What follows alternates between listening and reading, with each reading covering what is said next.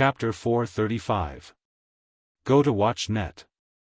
Li Yundong's body stayed in the ward, but the yang spirit followed Yan Fang like a shadow. Watch net. 7 KOM.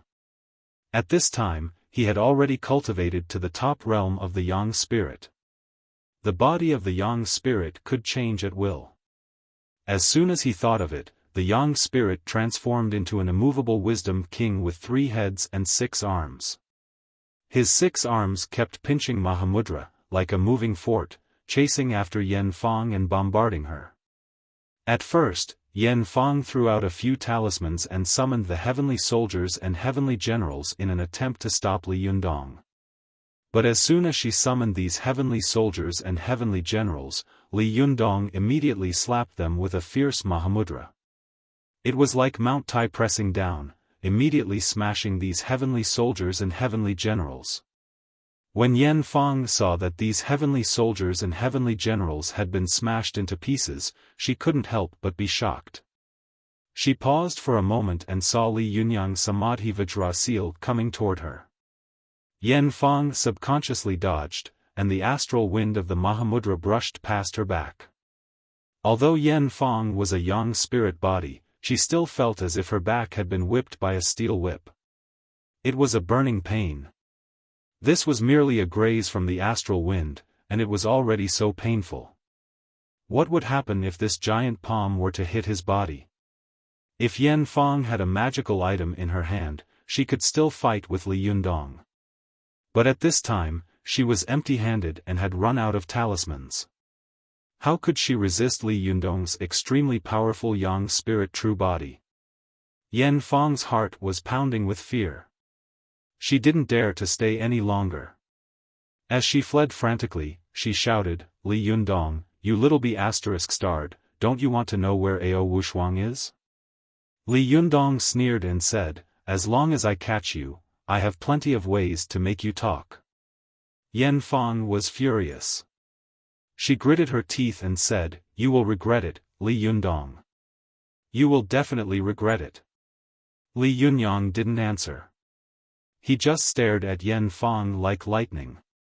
His yang spirit flew quickly and kept a close eye on Yan Fang's figure. It was night time, and the two of them were flying in the air like 2 beams of cyan light. The cyan light transformed from Li Yundong's yang spirit emitted a burst of golden light from time to time. These rays of light sometimes chased after each other, and sometimes entangled together, emitting a dazzling brilliance. After fighting with Li Yundong for a while, Yan Fang was shocked to find that she couldn't get rid of Li Yundong's pursuit at all. No matter how long she could run, Li Yundong could chase her. Yan Fang gritted her teeth and quickly descended, flying toward her residence in the new Riverside district. Seeing that Yan Fang had suddenly fled home, Li Yundong was furious and shouted, "Yan Fang, I've already set up a trap at home. Do you want to go back and court death?" Yan Fang paused slightly, as if she was frightened by Li Yundong's words, but she quickly accelerated again and rushed into Li Yundong's residence like lightning. Li Yundong shouted and made 3 Mahamudra in a row, blocking all of Yan Fang's paths. However, Yan Fang didn't dodge. As if she didn't notice the Mahamudra behind her, she still rushed straight to her residence. But when she was still 100 or 200 meters away from her residence, Li Yundong's Mahamudra caught up with her and slapped her heavily on the back. Yan Fang screamed, and her yang spirit body was instantly torn apart, turning into countless tiny cyan lights and quickly rushing into her residence. Li Yundong also rushed into the house like a shadow. At this time, the little foxes of the Fox Zen school were watching TV in the living room. They saw a flash of cyan light, and countless tiny rays of light went straight to Chao Yi's room. Before they could react, they saw Li Yundong suddenly rush in and go straight to Chao Yi's room with a murderous look. Like a rampaging beast, Li Yundong smashed open the door of Chao Yi's room. He took a look inside and saw that the French windows of Chao Yi's bedroom were open. The curtains were fluttering in the west wind, but there was no one in the room. The little foxes watched in a daze as Li Yundong kicked open Chao Yi's room with a bang. He took a look inside, then turned his head and said coldly, "Where is your Chao Yi Shibua?" The little foxes were so frightened by Li Yundong that they couldn't speak. Lu Yuehong, who was sitting with them, boldly asked, "Leader, what happened? Hasn't Sixth Shimi been meditating and practicing qi in her room?" Li Yundong pointed to the empty room and said coldly, "You said she was practicing qi. Where is she?" Lu Yuehong was frightened by Li Yundong's expression, which seemed to be about to eat someone. She stammered, "Isn't Sixth Shimi here? Maybe she has something to do." Li Yundong said in a cold voice, "What could she be doing at this time?" Lu Yuehong stammered and couldn't say anything. Li Yundong's eyes swept over everyone's faces in the room like a knife. He asked coldly, "Where is Zhuang Yiting Shibua? Where is she?" As soon as Li Yundong's voice fell, he saw the door of Zhuang Yiting's room open with a creak. The enchanting and coquettish Shibua of the Fox Zen school, who was wearing pajamas, yawned and walked out. She asked sleepily, "What's wrong? What happened?" Li Yundong stared at her like lightning for a long time, then asked coldly, "Third Shibua, have you been sleeping in your room all this time?" Zhuang Yiting said with a strange expression, "Of course." Li Yundong narrowed his eyes slightly, and his gaze was so sharp that it seemed to be able to see through people's hearts. He asked in a deep voice, "Who can testify?" Zhuang Yiting smiled slightly and said, "Everyone here can testify. I've been in my room all this time and haven't come out." Li Yundong turned his head and looked at the silly foxes in the living room. When the little foxes saw Li Yundong looking at them, they immediately nodded. Li Yundong nodded slightly. He snorted coldly and asked, "Do you know where Chao Yi went?" Zhuang Yiting was stunned. "I don't know." But she quickly asked tentatively, "Leader, what happened?" Lu Yuehong, who had been keeping a low profile in the Fox Zen school, was also keenly aware that when Li Yundong addressed Chao Yi, he no longer called her Shibua Chao Yi. Instead, he called her by her name. This had never happened since Li Yundong took over as the leader. Oh no, something must have happened. An ominous thought suddenly flashed through Lu Yuehong's mind. She stood up and asked, "Leader, what happened?" Li Yundong's sharp eyes swept over them, and his eyes were full of suspicion and suspicion. His cold eyes made the little foxes shudder, and they shivered in their hearts. At this time, Su Chan, who had heard the noise, came out of her room. She rubbed her eyes and said in confusion, "Yundong, what happened?" Hearing Su Chan's voice, Li Yundong turned his head. When his cold eyes fell on the little girl, they gradually became soft and warm. Li Yundong closed his eyes and sighed slowly. After a while, he opened his eyes and said, "There's a traitor in our Fox Zen school." The little foxes were shocked. "A traitor? Who is it?" Lu Yuehong was also shocked. "Leader, who are you talking about? Do you have any real evidence?" However, Zhuang Yiting's face was full of sarcasm. She snorted coldly and said, "Leader, now the truth has come to light, hasn't it? I've long said that Chao Yi is a traitor." Li Yundong's face darkened and he didn't speak, but Lu Yuehong's face was full of anxiety. She glared at Zhuang Yiting and shouted, "Third Shiji, how can you say that? How could Sixth Shiji be a traitor?" Zhuang Yiting smiled coldly and looked at Li Yundong. She said, "Leader has already made a conclusion in his heart. Listen to him." Li Yundong looked at the panicked little foxes. He saw that these little foxes, who were usually carefree, were now looking at him in panic, with doubts and worries in their eyes. Li Yundong sighed and waved to the little foxes, motioning for them to sit down. Then, he waved to Su Chan, motioning for her to sit down beside him. After they were all seated, Li Yundong sighed softly and said, "Shibua Zhuang Yiting is right. Chao Yi is indeed a traitor of our Fox Zen school. Or rather, she is no longer the Shibwa Chao Yi you know.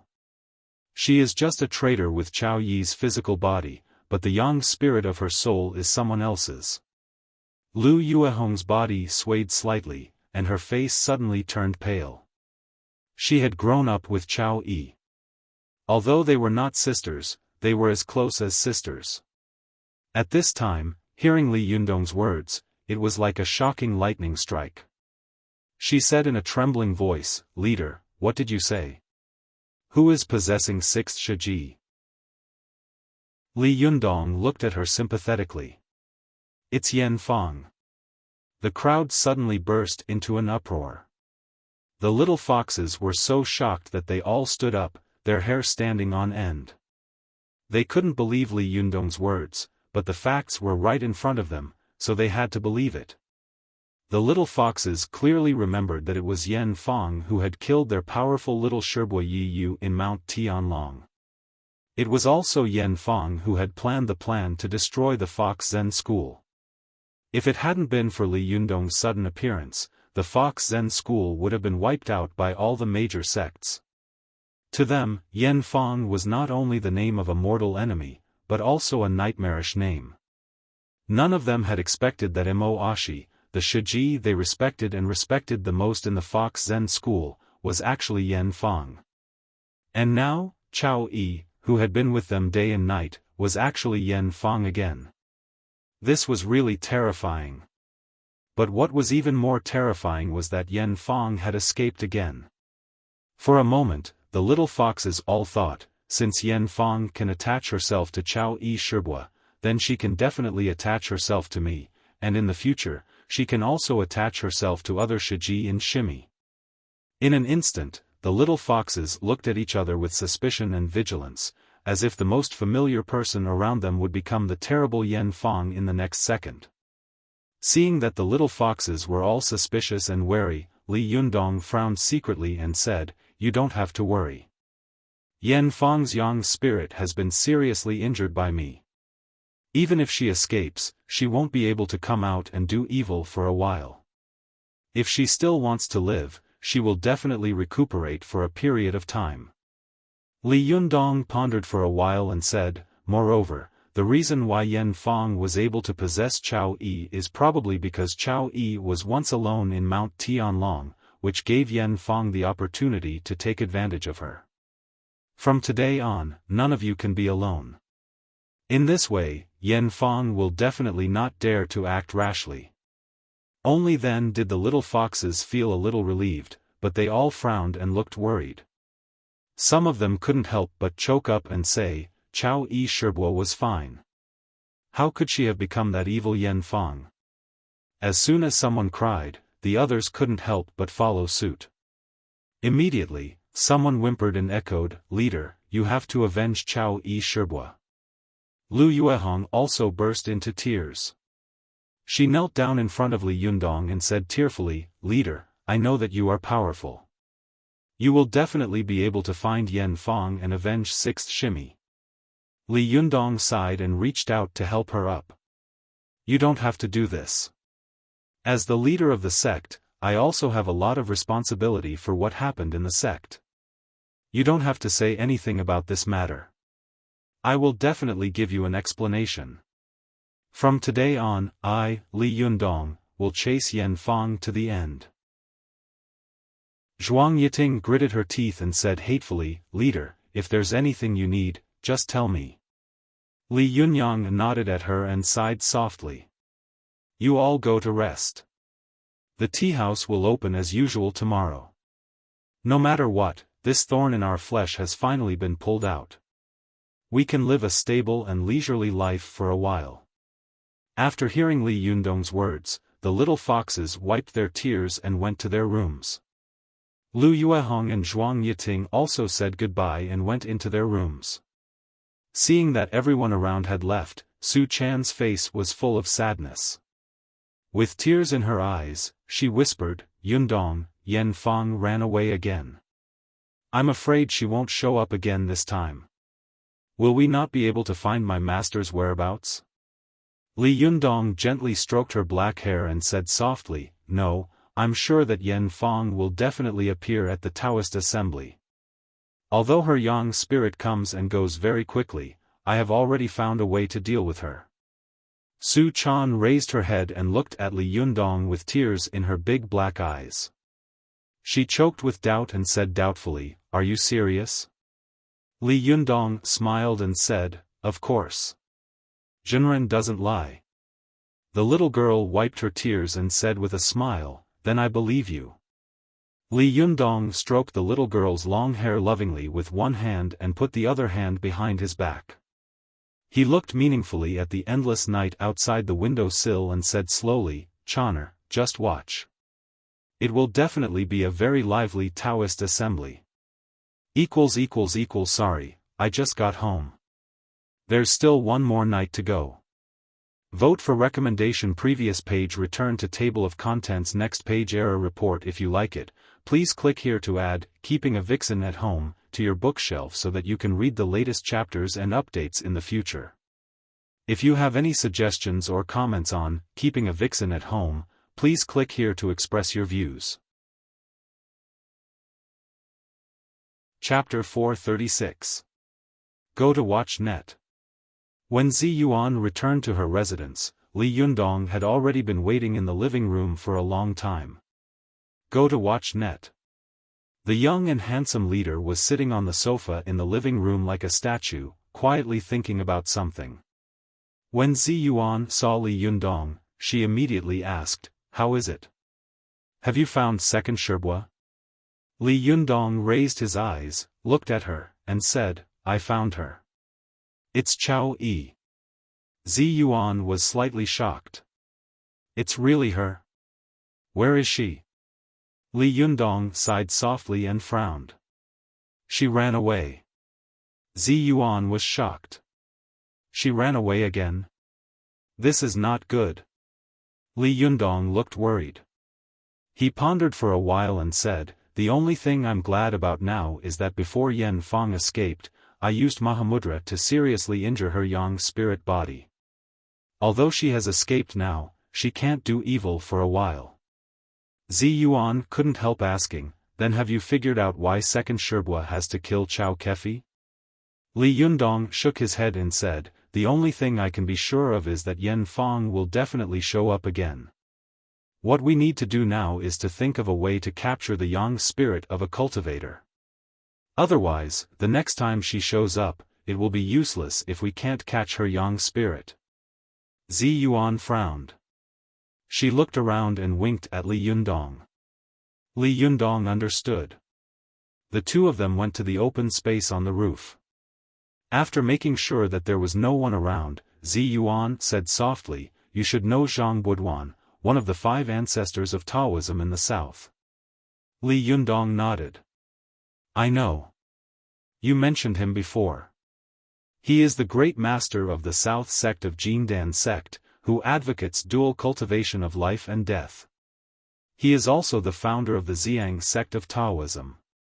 Zi Yuan nodded slightly and said, "In Zhang Buduan's Wuzhen chapter, there is a saying, 'Don't know the confusion in the mystery, but know that it is good to plant lotuses in the fire. Bring the white tiger home to raise, and give birth to a pearl like the full moon. Watch the fire of the medicine furnace, but calm the mind and let nature take its course.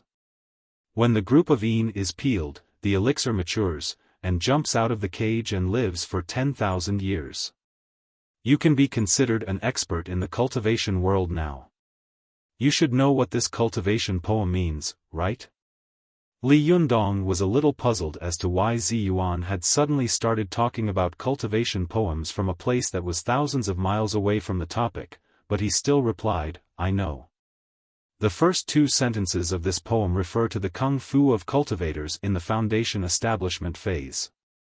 Refining Niden in the Dantian real fire is like refining lotus seeds. The last 2 sentences refer to the skill of refining Niden after the Zhuji phase, and the last sentence refers to when a cultivator's Yin spirit is cultivated to a certain level, Niden will completely mature and be cultivated to the top level, that is, the Yangshan phase. Once a person reaches the Yangshan phase, he can jump out of the cage and be free from the shackles of birth, old age, sickness, and death. He can live as long as 10,000 years and live as long as heaven. Zi Yuan smiled with slight admiration and said, "That's right. You are also a person who has cultivated to the Yangshan phase. Since you understand the cultivation principle of the Yangshan, you should know that the Yangshan is the sublimation of the divine qi after it is mixed. The virtual spirit has no substance, but it has a body that is useful. When it is gathered, it will take shape, and when it is scattered, it will become qi. If you want to capture the yang spirit of a person in such a realm, it will be more difficult than ascending to heaven. Unless..." Li Yundong was a little discouraged at first, but when he heard the last part, he became spirited again and quickly asked, "Unless what?" Zi Yuan thought for a moment, hesitated for a moment, then said, "Unless there is a special magical item and a special magic circle." Li Yundong asked, "What special magical item and magic circle?" Zi Yuan said, "In fact, you have seen this magical item before. It is the burning thumb pot that Du Fei wanted to exchange with you for the Renyuan Jin Dan." Li Yundong was slightly surprised. "The burning thumb pot? You mean the magical item of Taoism?" Zi Yuan nodded and said, "That's right. This is a very powerful and famous magical item of Buddhism. In fact, Du Fei was also very cunning to exchange it with you. Because he is a Taoist cultivator, he can't use Buddhist magical items, so he sold this magical item to you at a low price. Holding this magical item is tantamount to throwing a bright pearl into the dark, and it is easy to attract the covetous eyes of Buddhist cultivation masters. But if this magical item falls into your hands, it will definitely be like adding wings to a tiger." Li Yundong said curiously, "After talking for a long time, you still haven't told me what this magical item is used for. How can it capture the yang spirit of a cultivator?" Zi Yuan laughed and said, "The burning thumb pot is a powerful magical item that Fahai used to subdue demons. When it is taken out, not only can it release a powerful Buddhist power to deter demons and evil qi, but it can also capture the spiritual qi between heaven and earth. In the past, Fahai relied on the burning thumb pot to deter demons and evil qi, as well as the characteristics of capturing the spiritual qi between heaven and earth. That's how he was able to subdue the 1,000-year-old white snake." Li Yundong couldn't help but ask, "Didn't Du Fei say last time that this was a romance? Why does it sound like it's a serious matter?" Zi Yuan smiled and said, "The legend of the white snake is a romance that portrays Fahai as the villain. But in fact, in the history of the cultivation world, Fahai is a famous demon exorcist. During the Tianbao years of Emperor Xuanzong of the Tang dynasty, Prime Minister Pei Xiu wrote a poem at that time. The poem said, 'Sending a son into the void with sorrow, one should plant good roots after a long time.' This poem is about his son, Fahai. Therefore, his son, Fahai, is also known as Pei Tuchuo, and these records are quoted from the southern Tang monk Ying Zhi's Tuchuo rock records. Jinshan used to be called Fuyu, because Pei Tuchuo obtained gold in the river. In the 21st year of Zhen Yuan, Tang, Commander Li Qi reported to the court and gave it the name Jinshan. At the same time, the Jinshan annals also recorded, the Python Cave, on the side of the right peak, is steep and dangerous, about 4 or 5 feet deep. In the past, a white python appeared to bite people, and Pei Tuchuo subdued it and obtained the gold to rebuild the blue. The Song dynasty poet Zhang Shangying wrote a poem, "Half a stone room is a meditation place, and it is not easy to gain fame." The white python turned into a dragon and returned to the sea, leaving the old Tuchuo in the rock. Speaking of this, Zi Yuan said with a smile, "From this, it can be seen that the matter of Fahai subduing the white snake is true." Li Yundong watched as Zi Yuan recounted these historical allusions as if they were her family treasures. She was really knowledgeable, which was amazing.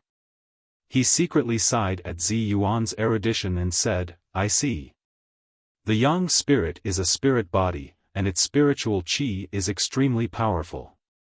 The burning thumb pot has the power to capture the spiritual qi of heaven and earth, so as long as the yang spirit gets close to it, the spiritual qi of the yang spirit will be automatically absorbed. Zi Yuan nodded and praised, yes, that's right. However, relying on the burning thumb pot alone is not enough, because the spiritual qi between heaven and earth is often very loose and thin, so it is naturally easy to capture. The evil qi of those demons is also naturally restrained by the Buddhist power of the burning thumb pot, so their spiritual qi is also easy to capture. However, the yang spirit of a cultivator is an extremely powerful spiritual energy body. There is not a trace of evil qi in its body, so it is naturally not restrained by the burning thumb pot. Moreover, the energy of the yang spirit is often condensed and vigorous. It is really difficult to rely on the magic power of the burning thumb pot to capture it. Even if you use all your strength, there is no guarantee that you will be able to capture the opponent's yang spirit. Li Yundong asked again, is there any other way? Zi Yuan said, yes. Li Yundong asked, what is it? Zi Yuan said, the last time you broke into Shiyuan Temple by mistake, you broke a magic formation and let 2 golden snakes escape. Do you remember? Li Yundong's eyes lit up. Ah, you mean? Zi Yuan nodded. That's right. The magic formation you broke last time was the Bafang demon subduing formation of Buddhism. This magic formation has an extremely powerful confinement effect. As long as the cultivation of the cultivator operating the magic formation is not more than double that of the people entering the formation, it is enough to confine the other party. Li Yundong suddenly understood and said, I see. As long as we lure Yen Fang into this Bafang demon subduing formation and then use the burning thumb pot to extract her spiritual qi, she can only be captured? Zi Yuan nodded slightly. That's right. Li Yundong clapped his hands and said loudly, well, I'll go find Du Fei now, and then I'll go find Master Purin of Shiyuan Temple. I'll exchange the heavenly Jindan technique with Du Fei for the burning thumb pot. 1 for 1. I believe he will do it. Moreover, Master Purin of Shiyuan Temple is righteous and will definitely help. Seeing Li Yundong speak confidently, Zi Yuan suddenly hesitated for a moment and said, Li Yundong, can I ask you something? Li Yundong had known Zi Yuan for a while. He had always been the one asking for help from her, but he had never seen her beg him. He suddenly shivered and said seriously, Zi Yuan, just ask. As long as I can do it, I will definitely do it. Zi Yuan's eyes were fixed on Li Yundong, and her heart was in turmoil. It could be said that she had watched Li Yundong grow up bit by bit from a layman. At first, he was just a reckless boy, and she didn't like him at all. But now, the speed of Li Yundong's growth was extremely astonishing. Even when her Sherbua saw him, she didn't dare to fight him and ran away in a panic. Zi Yuan knew that her idea was tantamount to putting a noose around Yen Fang's neck. All that was left was for Yen Fang to deliver herself to Li Yundong. Then, as soon as Li Yundong twisted the rope, Yen Fang would not be able to escape. Although Zi Yuan believed that Yen Fang had entered the devil's way and was blinded by hatred, she still couldn't bear it. After all, she was her Sherbua. Zi Yuan said softly, Li Yundong, can you promise me that if Yen Fang is willing to let go of her past grievances and hand over Ao Wushuang, can you let her go? Although Li Yundong had already guessed what Zi Yuan wanted to say, he still hesitated when he heard this. After a while, he raised his eyes and said seriously, Zi Yuan, you can be said to be half a teacher of mine. If I really catch Yen Fang and she is willing to give up and hand over Ao Wushuang, I can let her go. This is also a repayment for your kindness. Zi Yuan sighed softly and said, then I thank you on behalf of the Linggong sect. No matter what, she is my Sherbua. I appreciate your kindness very much if you are willing to let her go. Li Yundong smiled and said, however, I think she is a person who will not give up until she sees the coffin. She is very likely not to give up. Zi Yuan was worried and frowned slightly. Then there's no other way. This is her life, and also the life of our Lingong sect. Li Yundong saw that Zi Yuan was unhappy and frowned, as if she was holding his heart. For no reason, his heart suddenly softened. He sighed and said, "Forget it. As long as she is willing to hand over Ao Wushuang, whether she repents or not, I will let her go. But only this time, there will be no next time." Zi Yuan knew that the grudge between Yan Fang and the Fox Zen school was very deep. It could be said that Li Yundong had made the biggest concession by doing this. She was moved for a moment and said softly, "Thank you." The two of them looked at each other and then quickly dodged each other. It was like two small sparks suddenly colliding in the dark night, arousing a little light and then quickly dimming. Li Yundong felt that the atmosphere was a little wrong at this time. He coughed dryly and quickly changed the topic. "By the way, I have another very important thing to trouble you with." Zi Yuan had been worried that Li Yundong and her Sherbo would fight to the death. She was in the middle and felt uncomfortable. At this time, with Li Yundong's promise, she suddenly felt as if a big stone had been lifted from her heart and she felt much more relaxed. She smiled slightly and said softly, "As quiet and beautiful as an autumn leaf, immortally, I will do whatever you want me to do." Alas, when I returned to Suzhou today, I was exhausted. It was really tiring. Mother-in-law still needs to be operated on the 14th, and then I will have to go to Shanghai to take care of her. I will try to make up for it tomorrow or the day after tomorrow. See Chapter 437. Go to Watch Network. Su Chan's beauty was like the beginning of spring. Sometimes, she was playful and lovable. Sometimes, she was charming and enchanting.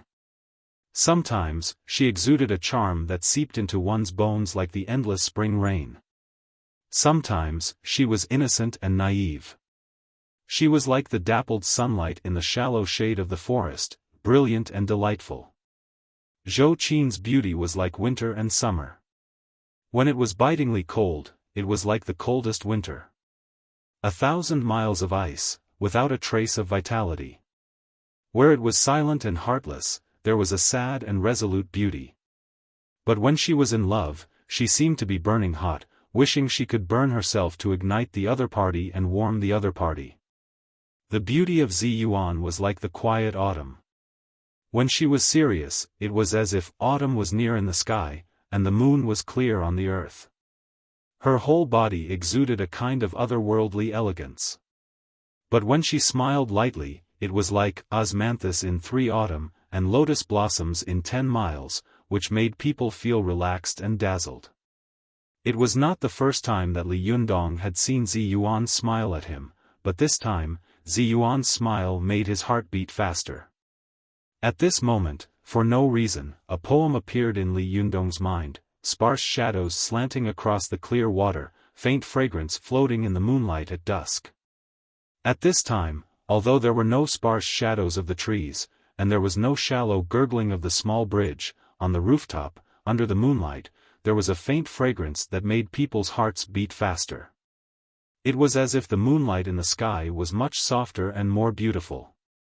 Li Yundong even felt that the fairy in front of him was Chang'e, who had descended from heaven. She was breathtakingly beautiful, so beautiful that no one dared to blaspheme her. Li Yundong didn't speak for a moment. He just looked at Zi Yuan in a daze. Sometimes, the beauty of a woman had the power to captivate the soul. It could make the greatest hero in the world stupid, like a clay puppet. Zi Yuan seemed to have also noticed that the atmosphere was not right at this time, but she could not leave. For a moment, the fairy who had descended to the mortal world bit her lips lightly. Her cheeks flushed red, and her eyes were full of slight anger. A beauty's anger only doubled her beauty. This made Li Yundong even more dumbfounded. Although he loved Su Chan deeply, he was not a man with a heart of stone. If he could remain indifferent to a fairy who had descended to the mortal world and smiled at him, then he would not be a normal person. Zi Yuan felt a little uncomfortable under Li Yundong's gaze. She only felt that wherever Li Yundong's gaze fell on her body, that place would feel numb and itchy, just like the last time she and Li Yundong had been tied together. And in this numb and itchy feeling, there was a strange feeling that made people's hearts ripple. It was as if someone had thrown a small stone into a calm pool, causing waves of ripples. The two of them were frozen like that. It was as if time had stopped moving until Su Chan's voice suddenly rang out beside them. "Yundong, you're here. I was looking for you." The little girl jumped onto the rooftop and shouted from afar. Her voice brought Li Yundong back to his senses. He withdrew his gaze as if he had just woken up from a dream and smiled awkwardly at Zi Yuan. However, Zi Yuan didn't even look at him. She quickly turned around and took a deep breath, as if she wanted to calm the waves in her heart. Li Yundong glanced at Zi Yuan's back embarrassedly. He saw that her ears were red and her neck was a seductive pink. He was a little flustered in his heart and said with a bitter smile, "Damn it, this fairy sister is getting more and more charming. I can't resist her."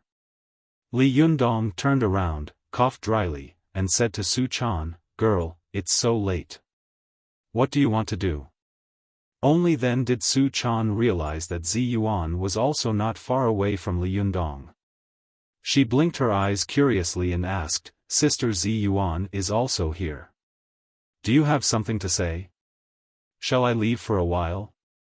Su Chan's words were unintentional, but Zi Yuan was listening attentively. Her body stiffened slightly, and her red lips opened slightly. She wanted to say something, but when the words were about to come out of her mouth, she swallowed them back for some reason. Seeing that Su Chan was about to leave, Li Yundong didn't dare to be alone with Zi Yuan. He quickly stopped her and said, "It's nothing. I'm discussing something with Zi Yuan. If you have anything to say, just say it." Su Chan said, "Oh, it's nothing. I just suddenly thought that since Yan Fang ran away again, will Sister Zhou Qin be in danger on the way to the Zhuji phase with the Liuhe? Will Yan Fang recover from her injuries and go to grab the sword?" Li Yundong saw that Su Chan was still thinking about Zhou Qin's safety at this time, which showed that her kindness was far beyond what others could compare with. He felt even more pity for her in his heart. He laughed and said, "Silly girl, I've already thought of what you've thought of. I just wanted Zi Yuan to help me." As he said this, he turned his face and said to Zi Yuan, "Actually, I wanted to ask you for help just now." At this time, Zi Yuan calmed down a little. She stroked her hair, composed herself, and said, "Do you want me to protect Zi Yuan?" Li Yundong nodded and said with some embarrassment, "Should have gone by myself, but now I really can't leave the Fox Zen school, so I have to ask you for a favor." Zi Yuan was also very clear that the journey of a cultivator to the Zhuji phase was extremely dangerous. If anything happened during the process, it would be unimaginable. Just like when Li Yundong was in the Zhuji phase, she had secretly protected him all the way. It was not until he succeeded in the Zhuji phase that she appeared and took him back. It was the same for her. When she was in the Zhuji phase, it was also Wang Yuanshan who had secretly protected her all the way. In order not to let her disciple become dependent on her and thus be unable to refine the Zhendan, as a master, she would never tell her disciple that she would protect her all the way. At that time, Zi Yuan hadn't told Li Yundong, and now Li Yundong hadn't told Zhou Qin either. After hearing Li Yundong's request, Zi Yuan agreed without hesitation. "Okay, no problem." Li Yundong was overjoyed.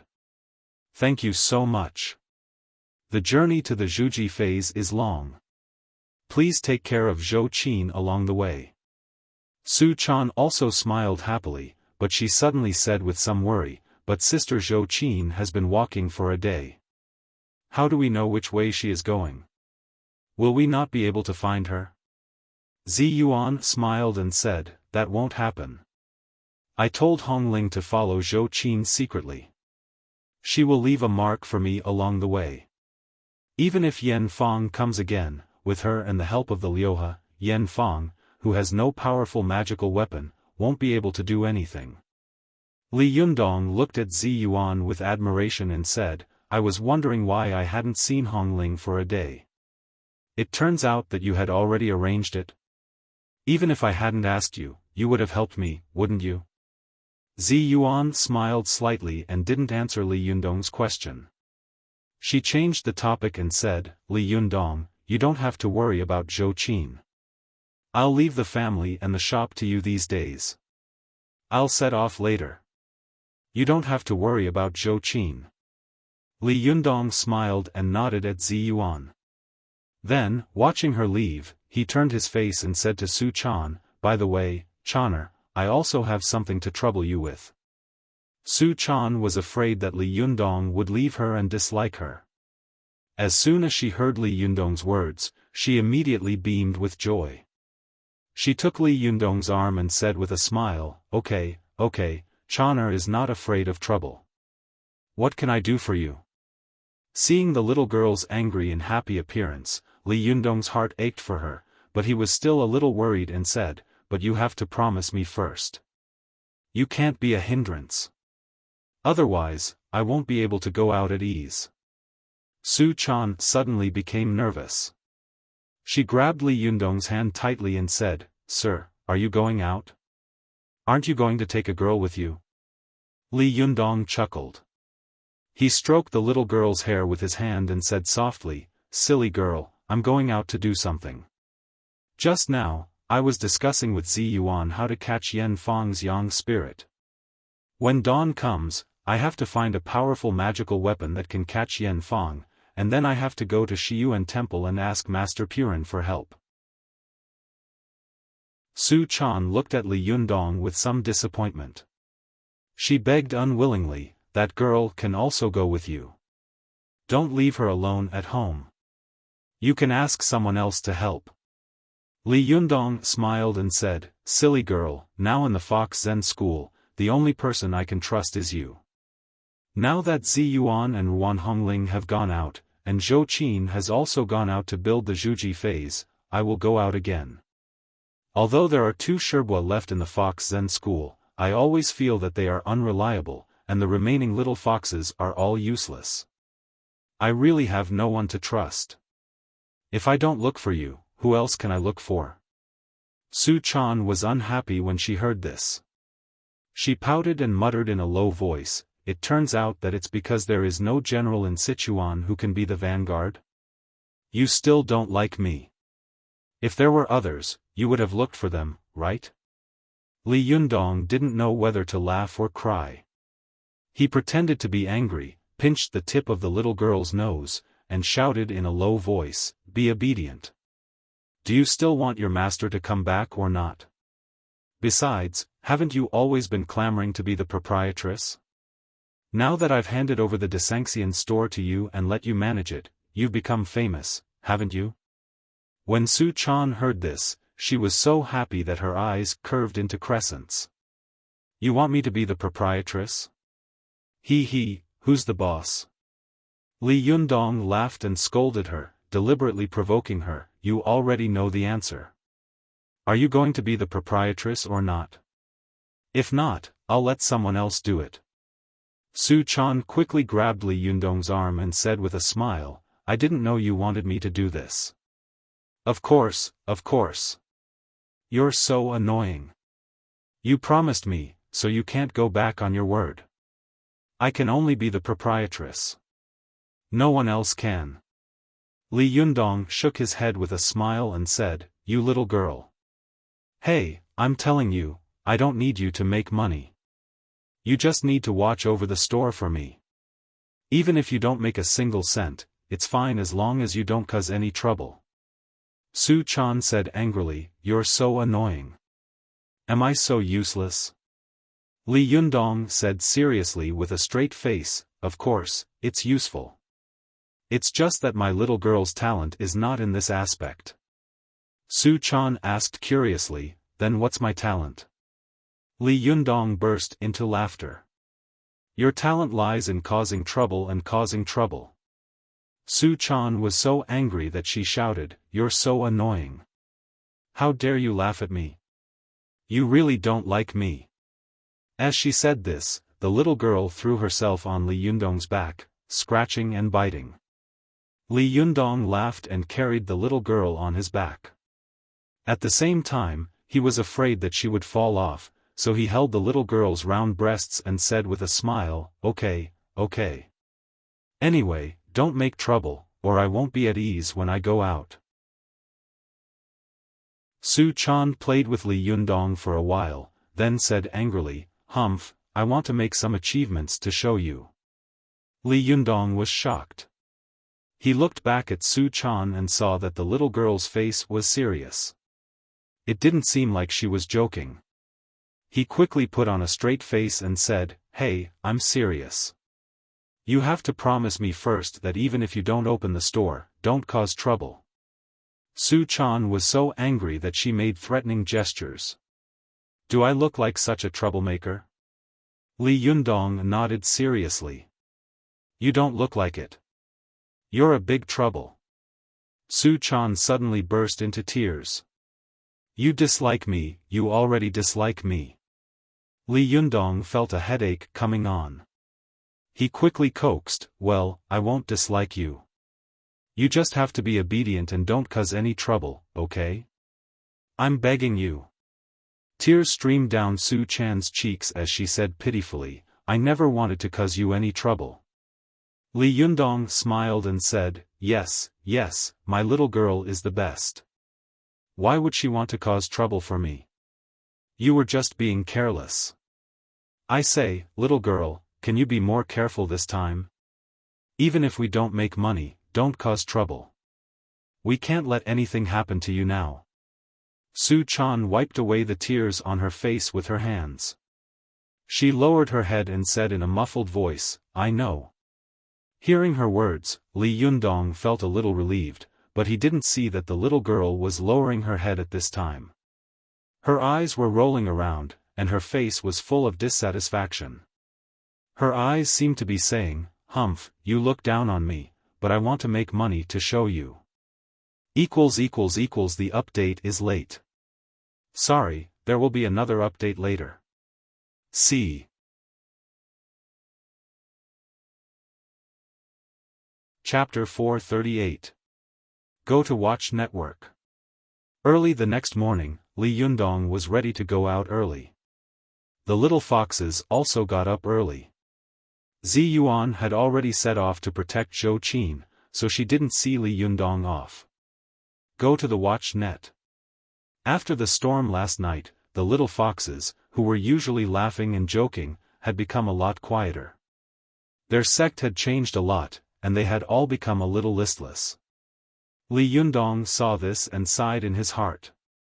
Before he left, he called Su Chan to him and whispered, "Chaner, I'm not here, so I'll leave the sect to you. You have to show your courage and make your own decisions if there's anything you want to do. If you really can't make up your mind, you can call me." Su Chan blinked, and there was a sly look in her eyes.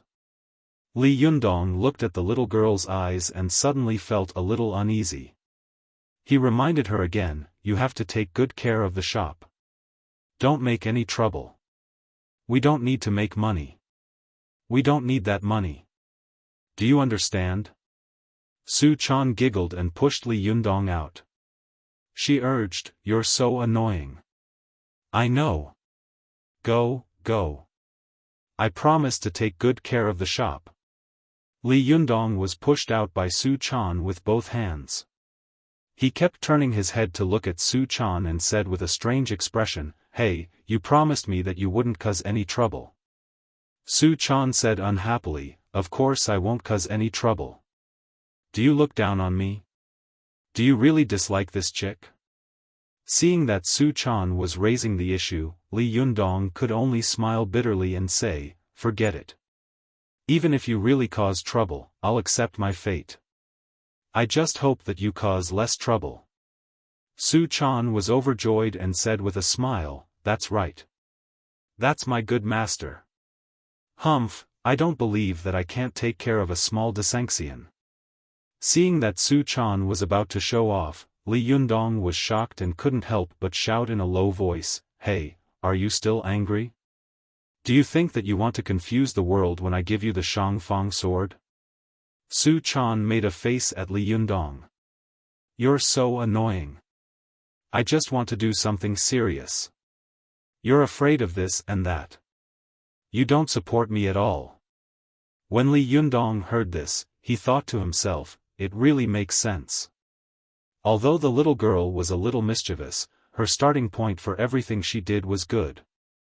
It was just that because of some strange reasons, she finally messed things up.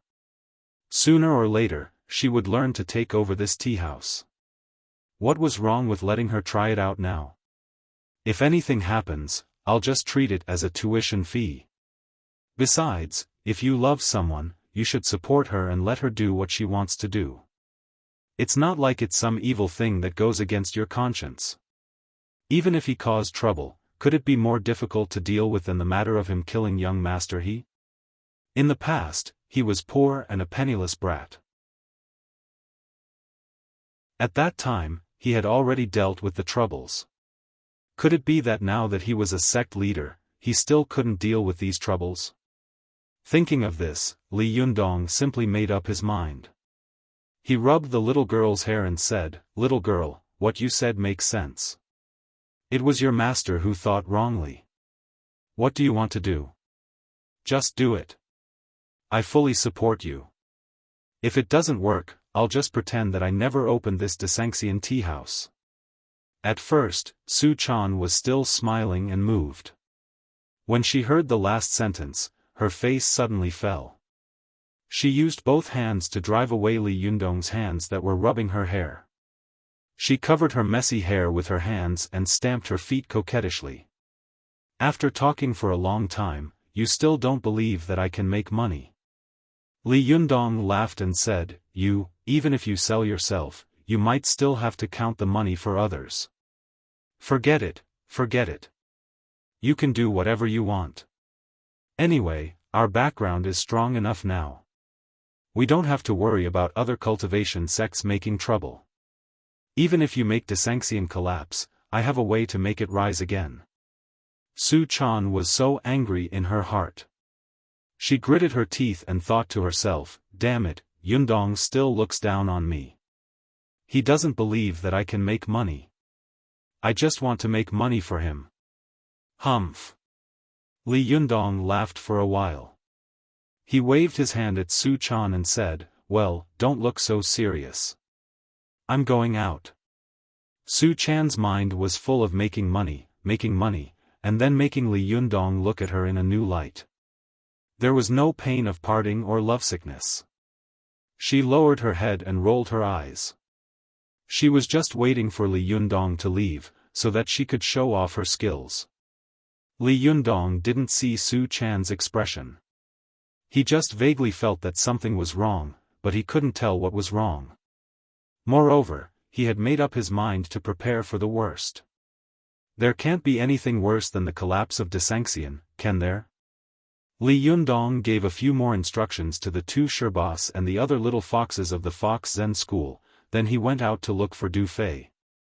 After watching Li Yundong walk away, Su Chan closed the door. First, she asked Sherbua Lu Yuehong innocently, "Sherbua, are you going to the store with us later?"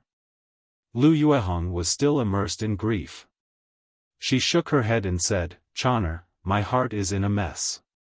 I'm not in the mood to go. If I go, I'll only add to the chaos. I won't go." Su Chan looked at Zhuang Yiting again and said, "Third Sherbua, are you going?" Zhuang Yiting sighed and said, "Chaner, now that our Fox Zen school has undergone great changes, only the leader is left to support the overall situation.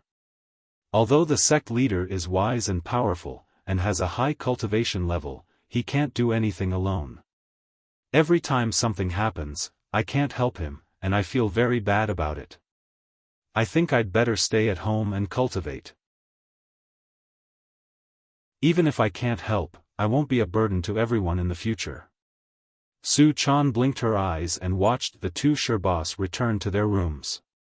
Then, she turned to the little foxes and said, "What about you?" The little foxes looked at each other, and one of them said, "I'll also accompany third sherbwa to cultivate at home." Another said, "Shiji, I'll accompany you to the tea house." Another said, "Shiji, I'm not in a good mood. I don't want to go anywhere." Seeing them talking at once, Su Chan suddenly put her hands on her hips and shouted, "All of you, shut up." In the Fox Zen school, Su Chan had always been cute and kind. She never quarreled with others, nor did she get angry with others. Her loud shout immediately startled the little foxes and made them look at each other in dismay. They didn't understand why this little girl had suddenly become so strict. Su Chan put her hands on her hips, raised her head, and stuck out her chest like a general reviewing her troops. She shouted, "Do you know what's going on now? How can you still be sad?" The little foxes looked at each other in confusion and shook their heads at the same time. Someone boldly asked, "Shiji Su Chan, what happened? Is there anything more serious than Chao Yi Sherbwa's death?" Su Chan nodded hard and said loudly, "Yes, of course. Chao Yi is a cultivator. Although she's dead, it's not necessarily a kind of transcendence. What about us? We're struggling in this secular world and can't transcend it. If we can't live a happy life, wouldn't it be too miserable?" The little foxes became more and more confused. They said one after another, "But we're very happy in our daily lives." Su Chan stamped her feet and spat, "Bah! What do you know?" The little foxes had never seen Su Chan lose her temper like this. They were all clever and knew that Su Chan was the closest to Li Yundong and was the most favored and trusted by him.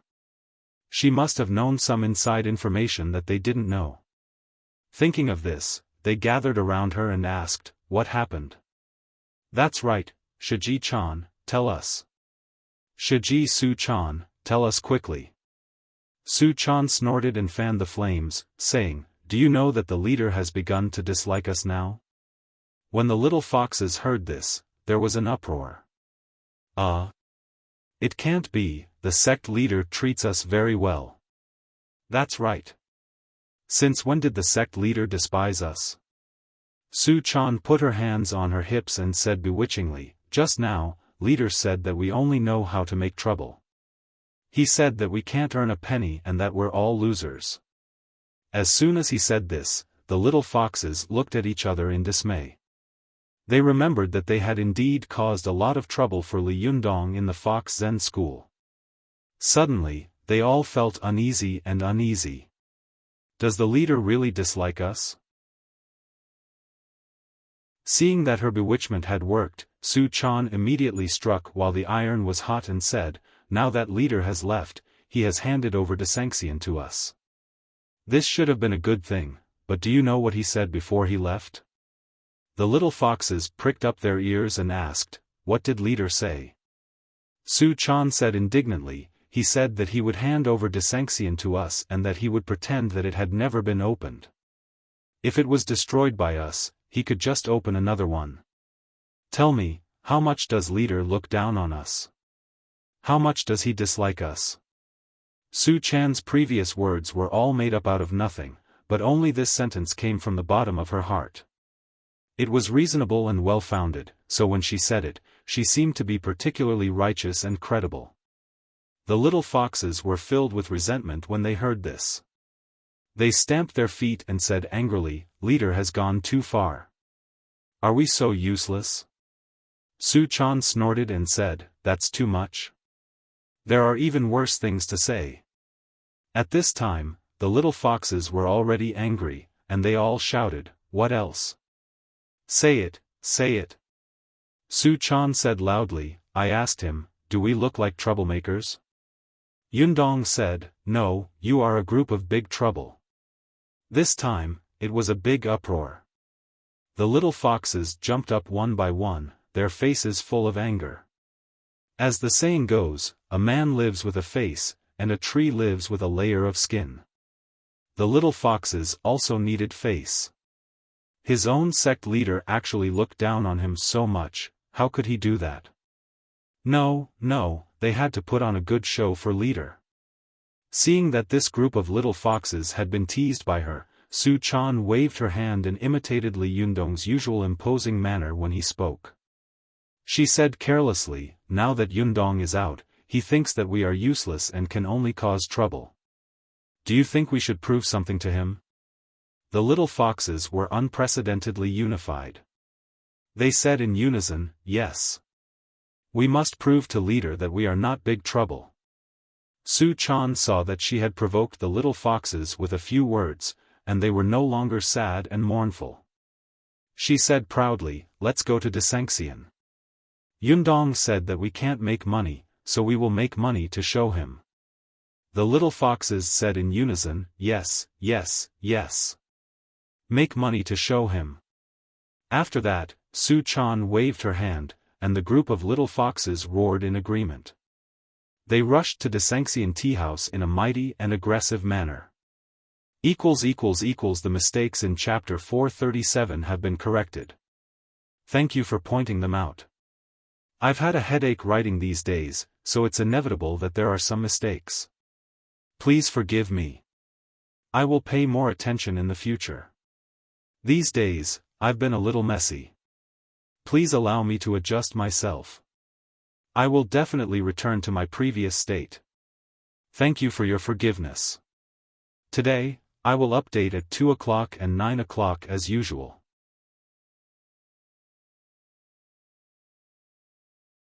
Chapter 439. Go to watch net.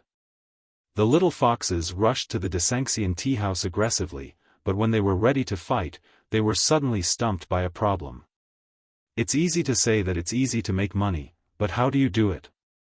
It was always an irrefutable truth that it was easy to know but difficult to do. Go to watch net. 7 KOM. Shimmy Su Chan, what do you think we should do? None of the little foxes could make a decision, so they could only look at Su Chan eagerly. But Su Chan was not someone who could come up with an idea.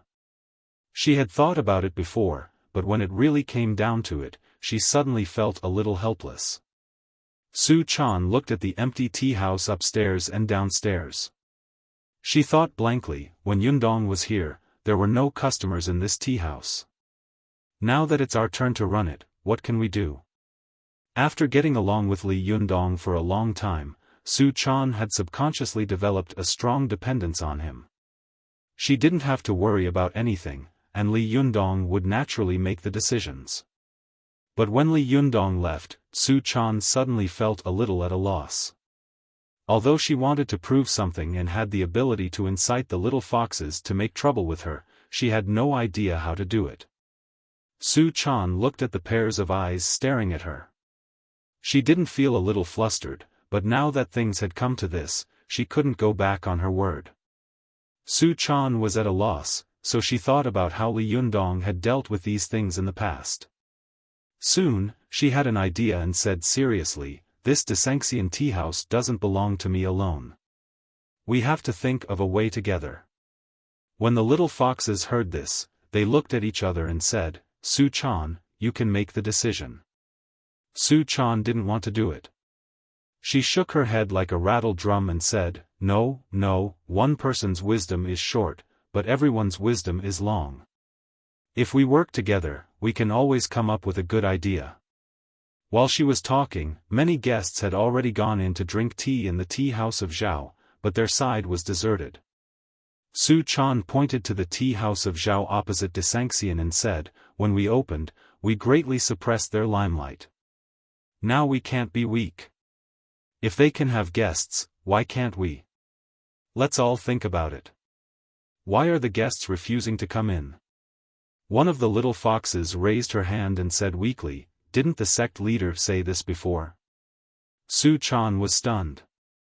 Huh? Has Yundong already said it? The little foxes immediately said, yes, an old lady came before. Didn't she tell us the reason? Su Chan patted her head and said with some annoyance, I remember now. It's because there are too many beautiful women and officials here. The guests may think it's too expensive and dare not come in, right? The little foxes nodded their heads like chicks pecking rice. Yes, yes. Su Chan stomped her feet angrily. Right? What right? I'm a natural-born beauty. Don't tell me the guests will come just because I'm an ugly freak. The little foxes all laughed and nodded in agreement. That's right, that's right. Su Chan saw that they were all laughing and hadn't come up with a single idea, so she said angrily, "Why are you still laughing? Hurry up and think of a way. If the guests don't come, we'll find a way to let them in." At this time, the little foxes did not speak. One of them lowered her head and rolled her eyes. Some of them looked at each other blankly, and some of them stared at the tips of their toes as if a flower had grown out of them. Su Chan saw that they had become silent at the last minute, so she said angrily, "Why aren't you talking? Weren't you very aggressive just now?" At this time, one of the little foxes boldly said, "Su Chan Shiji, it was you who encouraged us just now." Su Chan was so angry that she said angrily, "Don't you have any shame? Is that what I was doing?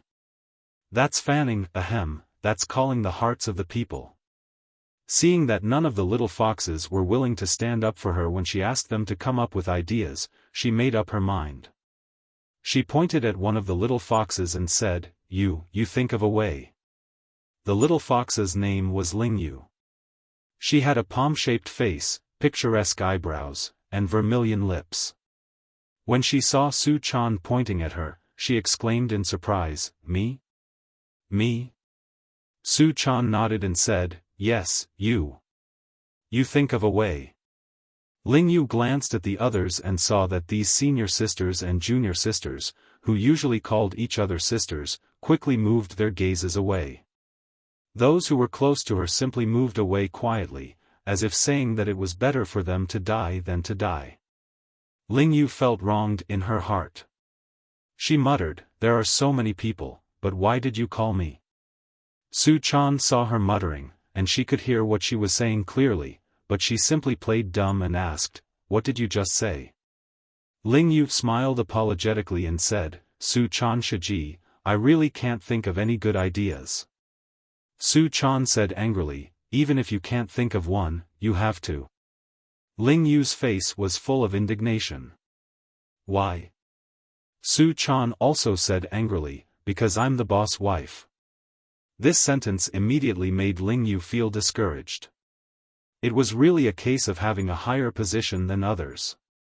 She lowered her head in annoyance and subconsciously looked at her Shiji and Shimmy, only to see them all covering their mouths and snickering, taking pleasure in her misfortune. She felt depressed in her heart. However, Lingyu suddenly heard melodious music coming from outside the pedestrian street. It was the music that some shops were playing to attract customers' attention. She suddenly had an idea. She raised her head and said excitedly, "I've got a way, I've got a way." Su Chan quickly asked, "What way?" Seeing that she had actually come up with a way, the other little foxes also looked at her curiously and asked at once, "Say it, Lingyu, say it." "Oh, I knew that Lingyu Shimmy is the smartest. You really live up to our expectations. Ha ha ha, I have high hopes for you." Lingyu rolled her eyes at them and said to Su Chan, "Su Chan Shiji, look at the shops outside playing music to attract customers. Do you think we can also play music to attract customers?" When Su Chan heard this, she was overjoyed. "That's a good idea." When the other little foxes saw that Lingyu's method had been adopted, they all felt relieved. They didn't have to worry about being interrogated by Su Chan anymore. They gathered around and said noisily, "That's right, I've thought of this method for a long time. I just didn't say it out loud." Su Chan was furious. She turned her head and glared at them. "What are you talking about? I'll let you come up with another idea." This time, the little foxes immediately retracted their heads and covered their mouths, not daring to speak again. Seeing that the arrogance of the little guys had been suppressed, Su Chan turned her face and said to Ling Yu, "Well, it's a good idea, but what should we play? We don't have such sound equipment." The little girl had been in the secular world for a long time, and she knew more and more things. She soon saw the difficulty of this method. Ling Yu asked tentatively, "Then, shall we buy one first?" Su Chan was stunned for a moment. Buy one? How much?" A little fox immediately raised her hand and shouted eagerly, I know. I noticed it when I went shopping last time. There are cheap and expensive ones. The cheap ones are only a few hundred yuan." Su Chan thought for a moment and said, "After all, our tea house has been visited by the governor. We can't lower our status by selling such junk, can we? How much is the expensive one? If we're going to use it, we'll use the expensive one." The little fox immediately quoted the price like a machine gun, 166,888 yuan. As soon as the price was quoted, Su Chan and the little foxes gasped. Su Chan shook her head like a rattle. No, we can't afford it even if we sell ourselves. Besides, we haven't earned a penny yet. How can we spend so much money? Can we earn it back? Seeing that Ling Yu's idea was obviously going to fail, the little foxes were afraid that Su Chan would ask them again, so they began to flatter her. "Su Chan, you're so right. You're really wise and intelligent." As they spoke, they pointed at Ling Yu and said, "Ling Yu, look at what idea you've come up with."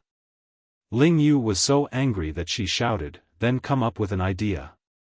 The little foxes immediately distanced themselves from her and drew a clear line. "You came up with the first idea, so naturally, you have to be responsible for the second one. To be an excellent fox spirit, you have to finish what you started." Ling Yu was furious. She bared her fangs and brandished her claws, wanting to pounce on these immoral guys.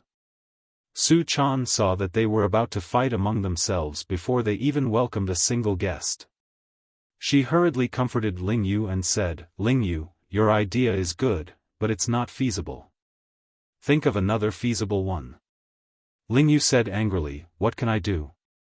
"Su Chan Shiji, aren't you forcing the ducks onto the perch?" Su Chan coaxed her and said, "I'm forcing the foxes onto the perch. Be obedient and think of another idea. When Yundong comes back, I'll ask him to give you more pocket money and not give it to these guys." Hearing this, Ling Yu was overjoyed. She clapped her hands and laughed. "That's good." When the other little foxes heard this, they all said unhappily, No, how can you do this?"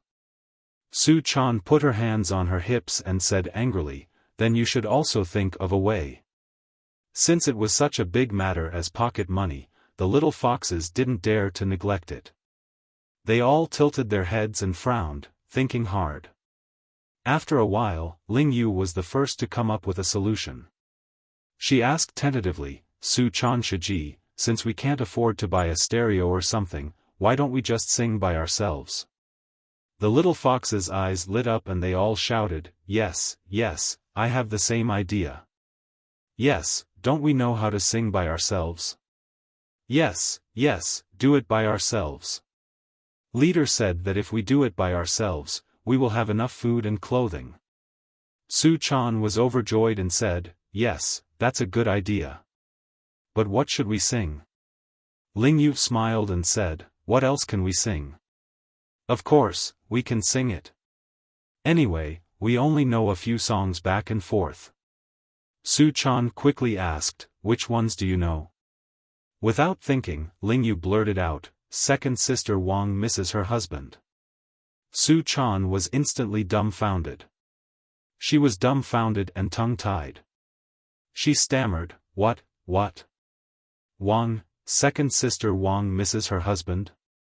The other little foxes also said, "There are others." Su Chan asked in a daze, "What else?" The little foxes were proud of themselves. They shook their heads and said in unison, the little widow visits the grave. Although Su Chan was a little naive, she was not a fool.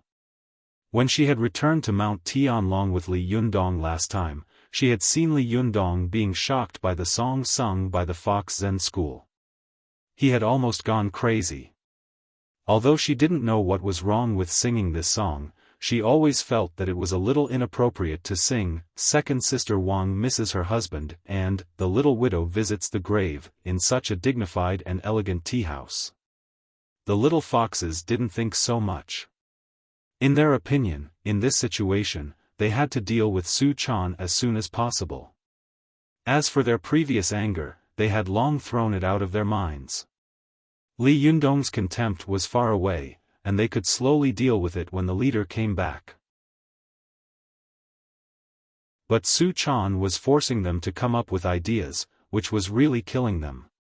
Thinking of this, the little foxes all shouted, "Su Chan, don't think so much. Just sing this song."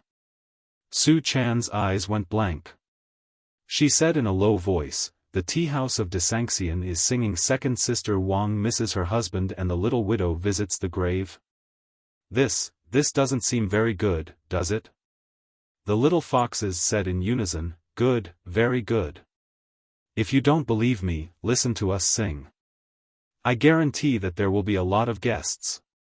Seeing that the little foxes were a little out of control, Su Chan cried in her heart, "Oh no, oh no.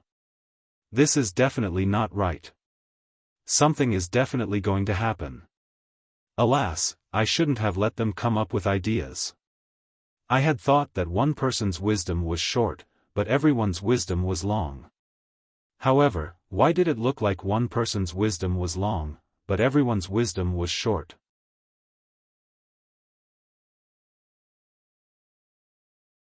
Chapter 440. Please remember the domain name of this site.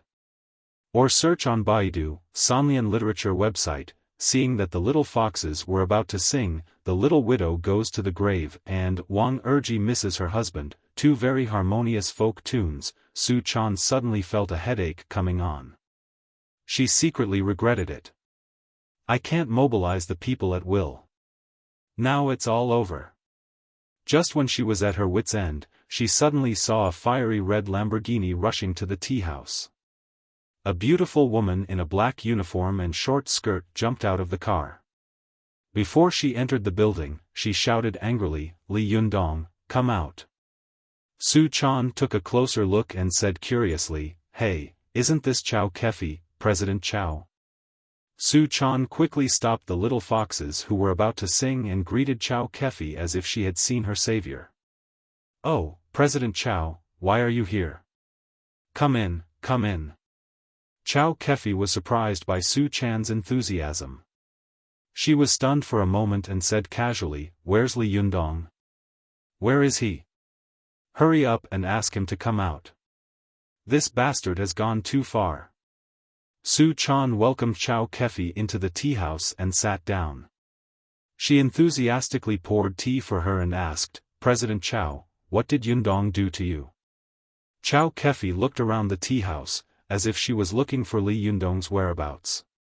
She said angrily, "Do I still need to mention it? Last night, he tortured me so much that he ran away without saying a word. Am I just air in his eyes? Does he think he can come and go as he pleases?" Chao Kefi was a little speechless. The little foxes smiled ambiguously and looked at Su Chan. "Oh. So the leader went out to eat?" Although Su Chan knew that there was no such thing, she still felt a little upset. She said slightly angrily, "President Chao, what are you talking about?" Only then did Chao Kefi react. She quickly patted her forehead and apologized to Su Chan with a smile, "I'm sorry, I was so angry that I was confused. Last time, Li Yundong asked me to pretend to be injured and lie in the hospital, saying that he wanted to lure out the real murderer for me. But he was caught, and his soul ran away with him. His body stayed there like a clay puppet for a long time. When he finally came back to his senses, he ran away again without saying a word. I can't even get through to his cell phone. What do you think is going on?" As she spoke, Chow Kefi became excited again. She stood up and looked around. Where's Li Yundong? Ask him to come out and give me an explanation. What the hell is this? Only then did Su Chan understand why Chow Kefi was questioning her. She quickly smiled and said, President Chow, Yundong went out early in the morning. Chow Kefi said angrily, is he avoiding me? Am I that scary? Su Chan smiled apologetically and explained what had happened the day before. She only hid their true identities. After hearing what had happened, Chow Kefi's anger gradually subsided. She sat down slowly and sighed softly. It turned out that I was being unreasonable. I didn't expect so many things to happen. Su Chan brought the teacup to Chow Kefi and said with a smile, yes, Yundong went out early in the morning to prevent Yen Fong from hurting you again. Chow Kefi had always been very confused. She had no grudge against Yen Fong, so why did she want to kill her? Chow Kefi took the teacup and drank it in one gulp. She asked curiously, has this matter been reported to the police? Su Chan shook her head and said, President Chow, you should know that we are not ordinary people. We are cultivators. The affairs of cultivators should be solved in the cultivation world. We can't involve the secular world. Chow Kefi sighed and said, when I first saw Li Yundong, I felt that he was not an ordinary person. Now it seems that this guy is really not an ordinary person. Su Chan poured tea for Chow Kefi and said with a smile, when I first saw him, I didn't think he was anything special. Chow Kefi laughed and gave Su Chan a meaningful look. Looking at Su Chan's young and beautiful face, she suddenly felt a little sour in her heart for no reason. She thought to herself, why did God let me meet Li Yundong, my enemy? This damned enemy is so elusive. When he needs help, he will appear. When he doesn't need help, he will disappear without a trace. Damn it, damn it. Thinking of this, Chow Kefi couldn't help but feel resentful. She looked around and asked, is today the first day of business? Li Yundong didn't even show up on the first day of business? He just left such a big business to you? That's too much. Hearing this, Su Chan's heart skipped a beat and she thought to herself, yes, President Chow is a strong business person. She must have a way, and the way she comes up with is definitely better than ours. Su Chan immediately asked, by the way, President Chow, we are worried. Since this tea house opened, no customers have come. I'm so worried that my hair is going to turn white. Hurry up and think of a way for us. Chow Kefi's mind was on Li Yundong, her enemy. She replied casually, in fact, it's very simple.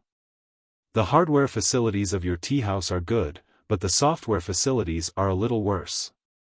Naturally, no customers will come.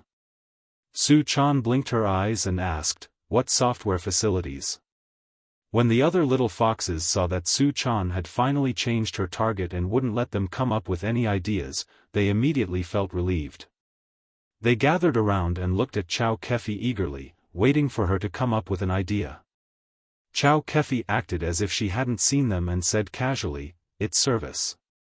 If you sit here foolishly, of course no customers will take the initiative to come in. The hardware of your tea house is at the level of Shangri-La, but the software is far inferior. It should match the level of Shangri-La. Su Chan listened in a daze. Although she didn't fully understand, she finally understood what Chow Kefi had said, get customers. But, how to solicit customers? Su Chan wanted to ask again, but she saw that Chow Kefi seemed to be in a daze.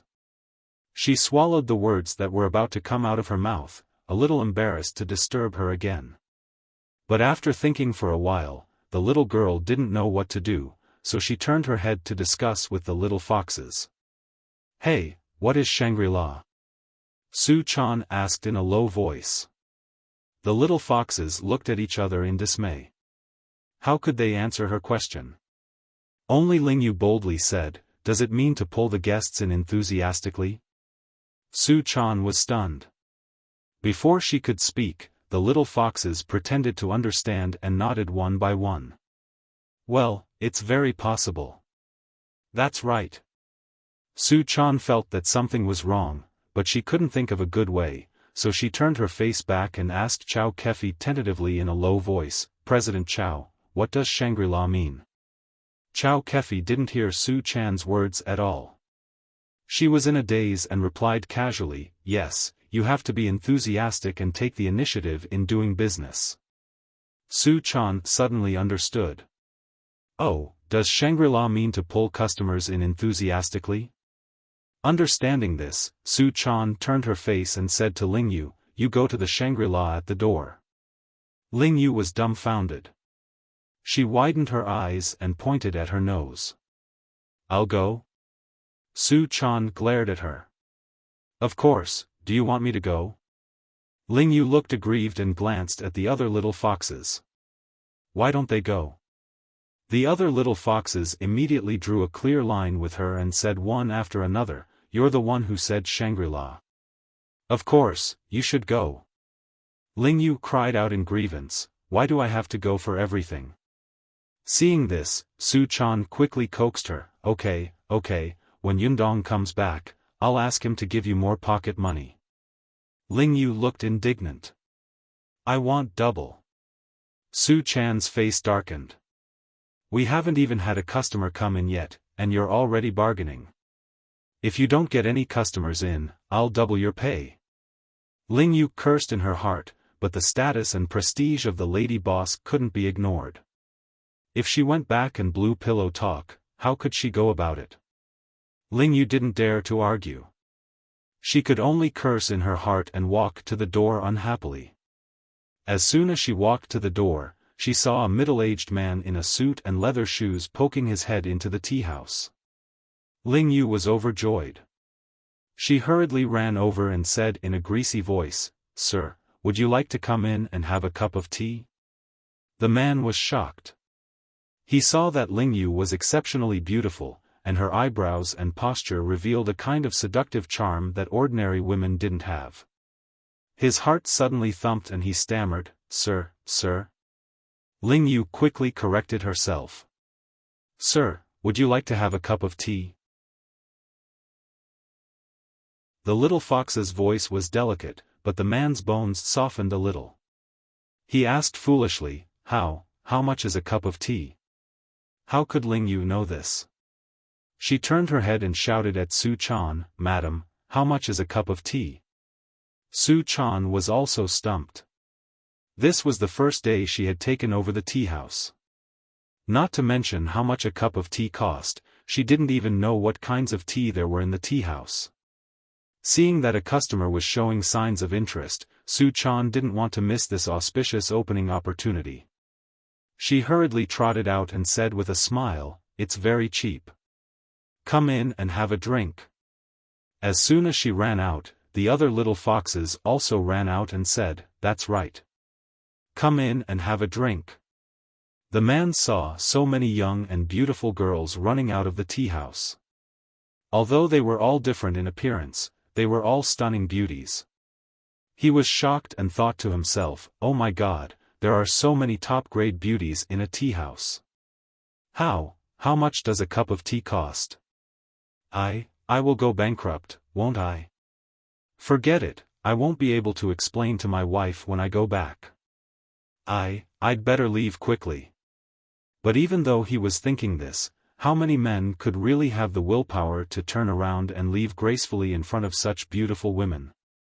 The man turned his body halfway, but his feet seemed to have taken root and he couldn't move no matter how hard he tried.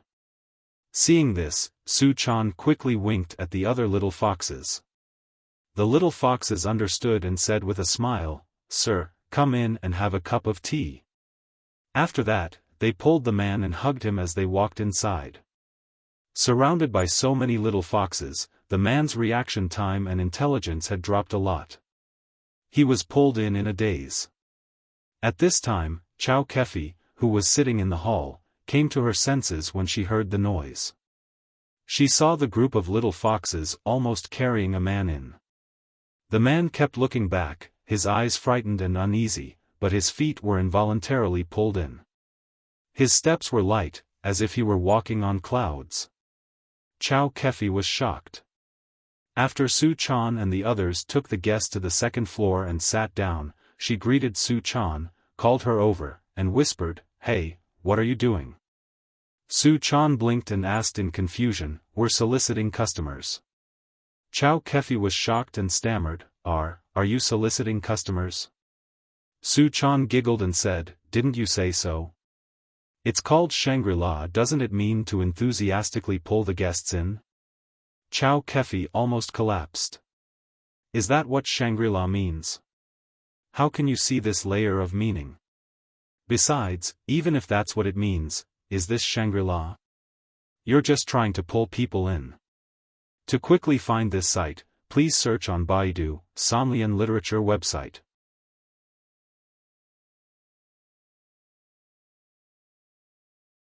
Chapter 441. Please remember the domain name of this site. Or search on Baidu, Somlian Literature website. Su Chan looked at Chow Kefi's frantic expression and asked in confusion, "What's wrong? Is there something wrong?" Chow Kefi didn't know whether to laugh or cry. Of course not. Su Chan was tongue-tied. "But, that's what you told me just now." Chow Kefi was dumbfounded. "I said that? How is that possible?" Su Chan quickly turned her head to look upstairs, looking for reinforcements. She shouted, "Hey, did President Chow just say that Shangri-La means to enthusiastically pull guests in?" Her voice was crisp and clear. All the little foxes poked their heads out and looked down. They shouted in unison, "Yes, President Chow said it. We all heard it."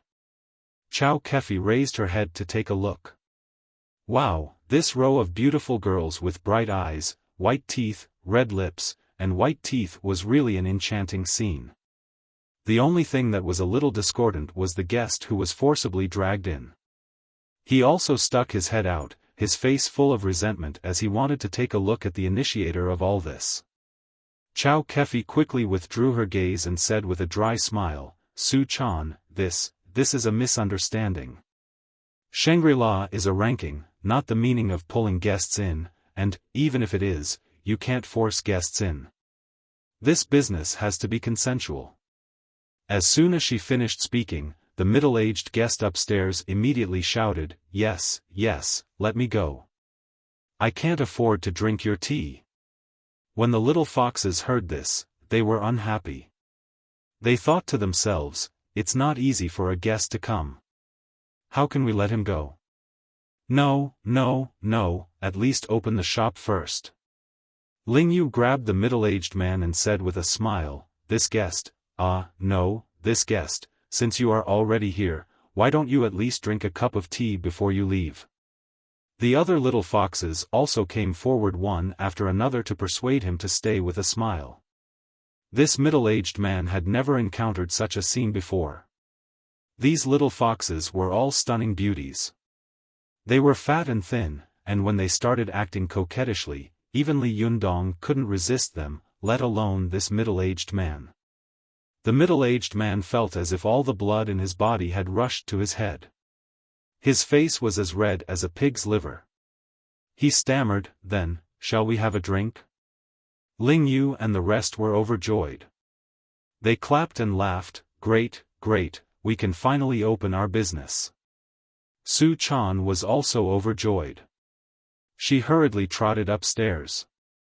Chow Kefi looked up at the upstairs, feeling sorry for the middle-aged man in her heart. She thought to herself, "I, Chow Kefi, have been in the film and television industry for some years, but I've never seen so many beautiful women born with natural charm and beauty. Any one of these beauties wasn't something an ordinary man could handle, let alone so many of them." If he could still say no under such circumstances, then he would be either a Buddha or a Hun. Thinking of this, Chow Kefi shook her head and thought to herself, "Today, I originally came to find Li Yundong, but who would have thought that a wrong word would cause such a thing? If this little enemy finds out later, he might blame me. I'd better leave quickly. Chow Kefi stealthily picked up her purse and keychain, and quietly walked out. At this time, the little fox's attention was all on the middle-aged man. No one noticed that the initiator was about to sneak away. At first, Chow Kefi felt a little guilty. She sneaked to the door, but no one stopped her. She boldly looked back, only to see that the middle-aged man on the second floor had been so fascinated by the array that he couldn't recognize anything. She muttered in a low voice, "My dear friend, good luck. I'll leave first." After that, she quickly ran out of the tea house, got into the car, stepped on the accelerator, and disappeared. At this time, the middle-aged man was in the tea house. In front of him, there were beautiful young girls with pleasant appearances. They were busy helping him set up the tea set and taking care of everything around him. He looked around and saw that in addition to these little beauties in the tea house, all of them were incomparably stunning. The decor was also very classy and stylish. There was an antique charm everywhere. With one look, he could tell that the design was original and ingenious, and it was the work of a master. The middle-aged man panicked even more. He thought to himself, "It seems that I can't escape today. I wonder how much a cup of tea in such a high-end tea house will cost." Thinking of this, he carefully asked Ling Yu, who was the most enthusiastic, "Excuse me, how much is a cup of tea here?" Ling Yu blinked and turned to look at the other little foxes. The other little foxes also blinked and turned to look at Su Chan. When Su Chan saw that everyone was looking at her, she subconsciously looked downstairs at Chow Kefi. She wanted to ask her opinion, but when she looked, she saw that the downstairs was empty. There was no one there. Chow Kefi had already disappeared without a trace. Su Chan complained in her heart, but she suddenly had an idea. She said with a smile, "It's very cheap. What kind of tea would you like to drink, sir?" When the middle-aged man heard the word "very cheap," he became even more uneasy. He thought to himself, "It seems that black market businessmen who cheat customers will say this, right?" He asked tentatively, "What kind of tea do you have here?" Su Chan was delighted. "I know this girl." She counted her fingers and said as if she were counting her family treasures, "We have Junshan silver needles here, as well as the most high-end Baihao silver needles. Of course, if you don't like Junshan silver needles, Baihao silver needles, we also have Xinyang silver needles and Zhenghe silver needles here." As the little girl spoke, she set the tea set aside, looked at the middle-aged man eagerly, and asked, "Sir, would you like to try some Baihao silver needles?" Su Chan was not only beautiful and charming, but her voice was also soft and innocent, revealing a kind of bone-melting softness. The middle-aged man was fascinated by Su Chan and nodded subconsciously. However, as soon as he nodded, he regretted it and asked, "How much?" Su Chan said with a smile, "It's not expensive. It's very cheap." After that, she immediately asked the little foxes to boil water. After a while, when the water in the small teapot boiled, she began to make tea herself. The little girl's talent and understanding were extremely high. These days, she had also learned some tea skills from Zi Yuan. In addition, she was a great beauty who could bring disaster to a country and caused suffering to the people. Even if she didn't know how to make tea, just sitting there added a bit of aroma to the tea.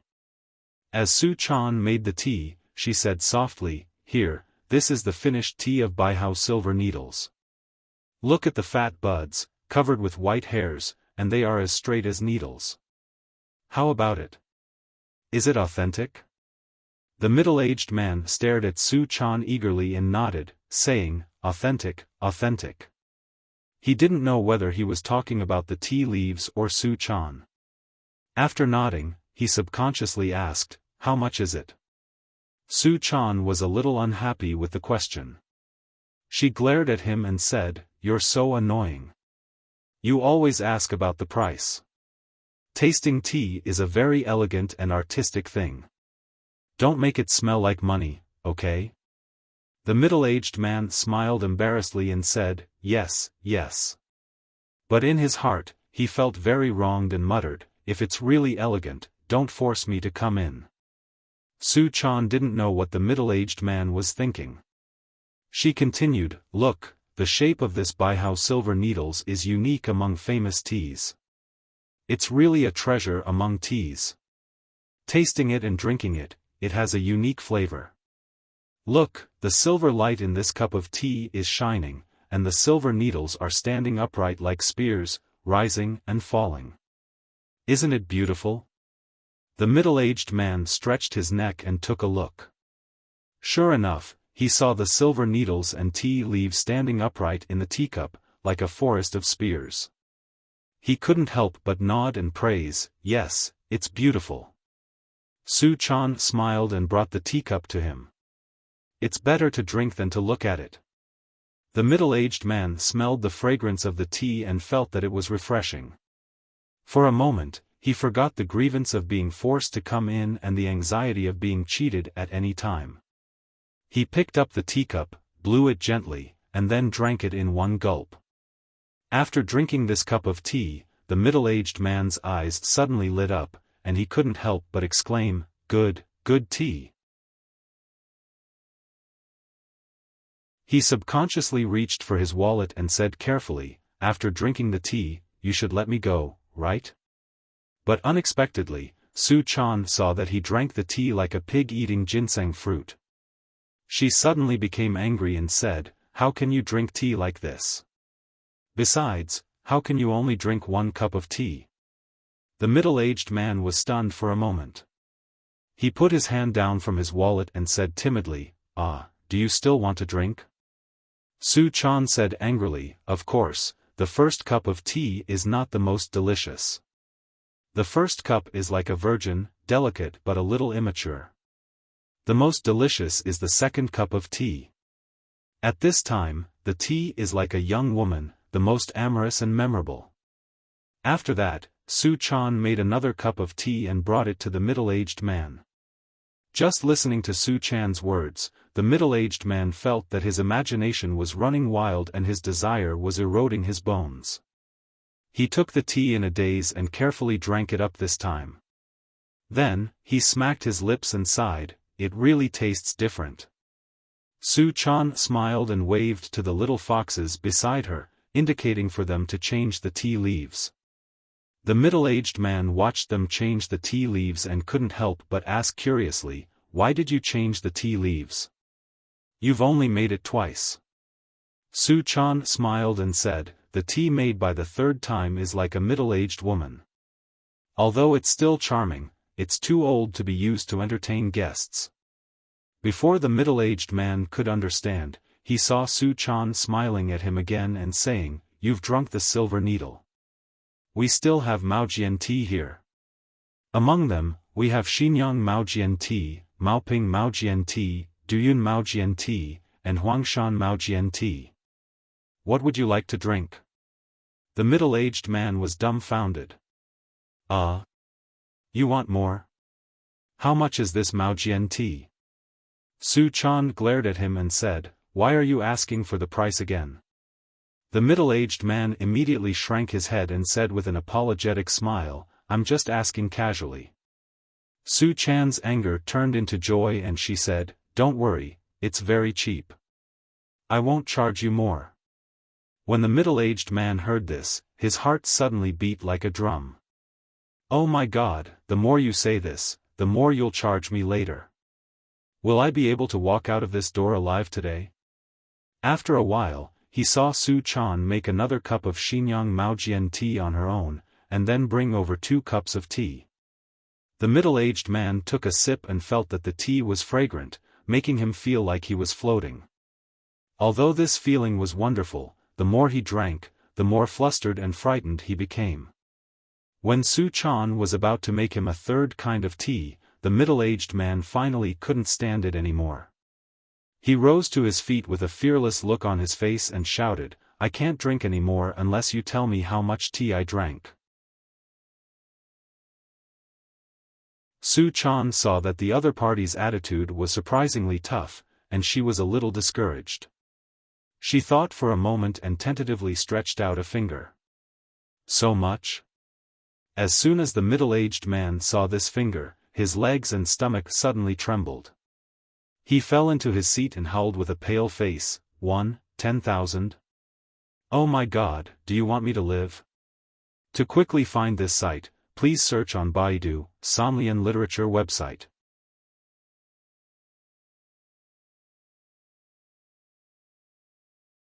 Chapter 442. Please remember the domain name of this site. Or search on Baidu, Somlian Literature website. The middle-aged man let out a dry howl, which immediately startled Su Chan and the little foxes. The little foxes looked at each other, and Ling Yu couldn't help but shout, Do you know that these tea leaves are of the best quality?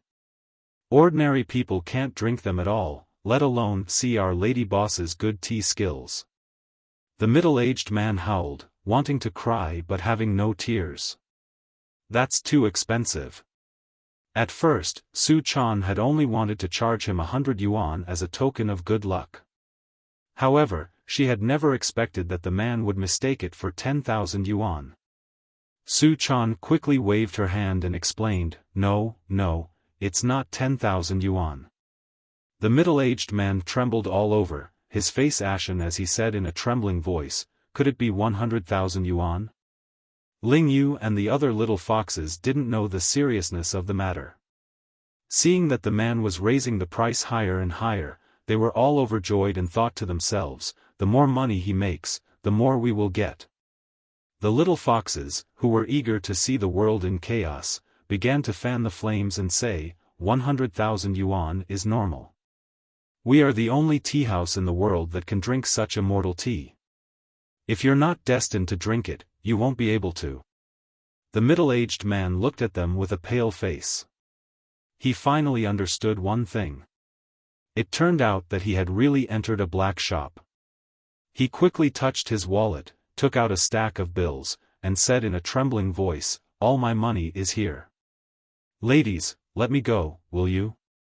As soon as the middle-aged man put the money on the table, the little foxes rushed to pick it up and count the money with a smile. Su Chan felt that something was wrong. She quickly grabbed the money, put it on the table, and said, No, it's not this money. Don't take it. However, the little foxes misunderstood her.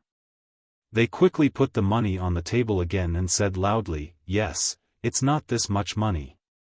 The middle-aged man's face was full of tears. He searched his body again and took out all the money he had on him. He choked with sobs and said, Beauty, this is all I have. I don't have any more. The little foxes stretched their necks and looked at the pile of money on the table.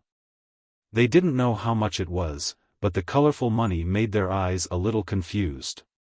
Seeing that their attention had been diverted, the middle-aged man quickly turned around and ran downstairs. Seeing this, Su Chan quickly chased after him and shouted, Hey, you don't need so much money. The middle-aged man escaped from the witch's cave with great difficulty. How could he believe it? He didn't even look back and just kept running. Su Chan saw him rushing to the street. She couldn't go to the street to pull him back, so she shouted, You haven't finished your tea yet. The middle-aged man staggered and almost fell. He screamed with grief and indignation, I don't want to drink anymore. I can't afford it. His dry howl immediately attracted the attention of passers-by. Seeing that everyone was pointing at her, Su Chan quickly ran back to the tea house. After returning to the tea house, Su Chan looked at the little foxes who were happily counting money. She felt strange and couldn't help but say, Did we do something wrong? Why do I feel like something is wrong? The little foxes didn't think that they had done anything wrong at all.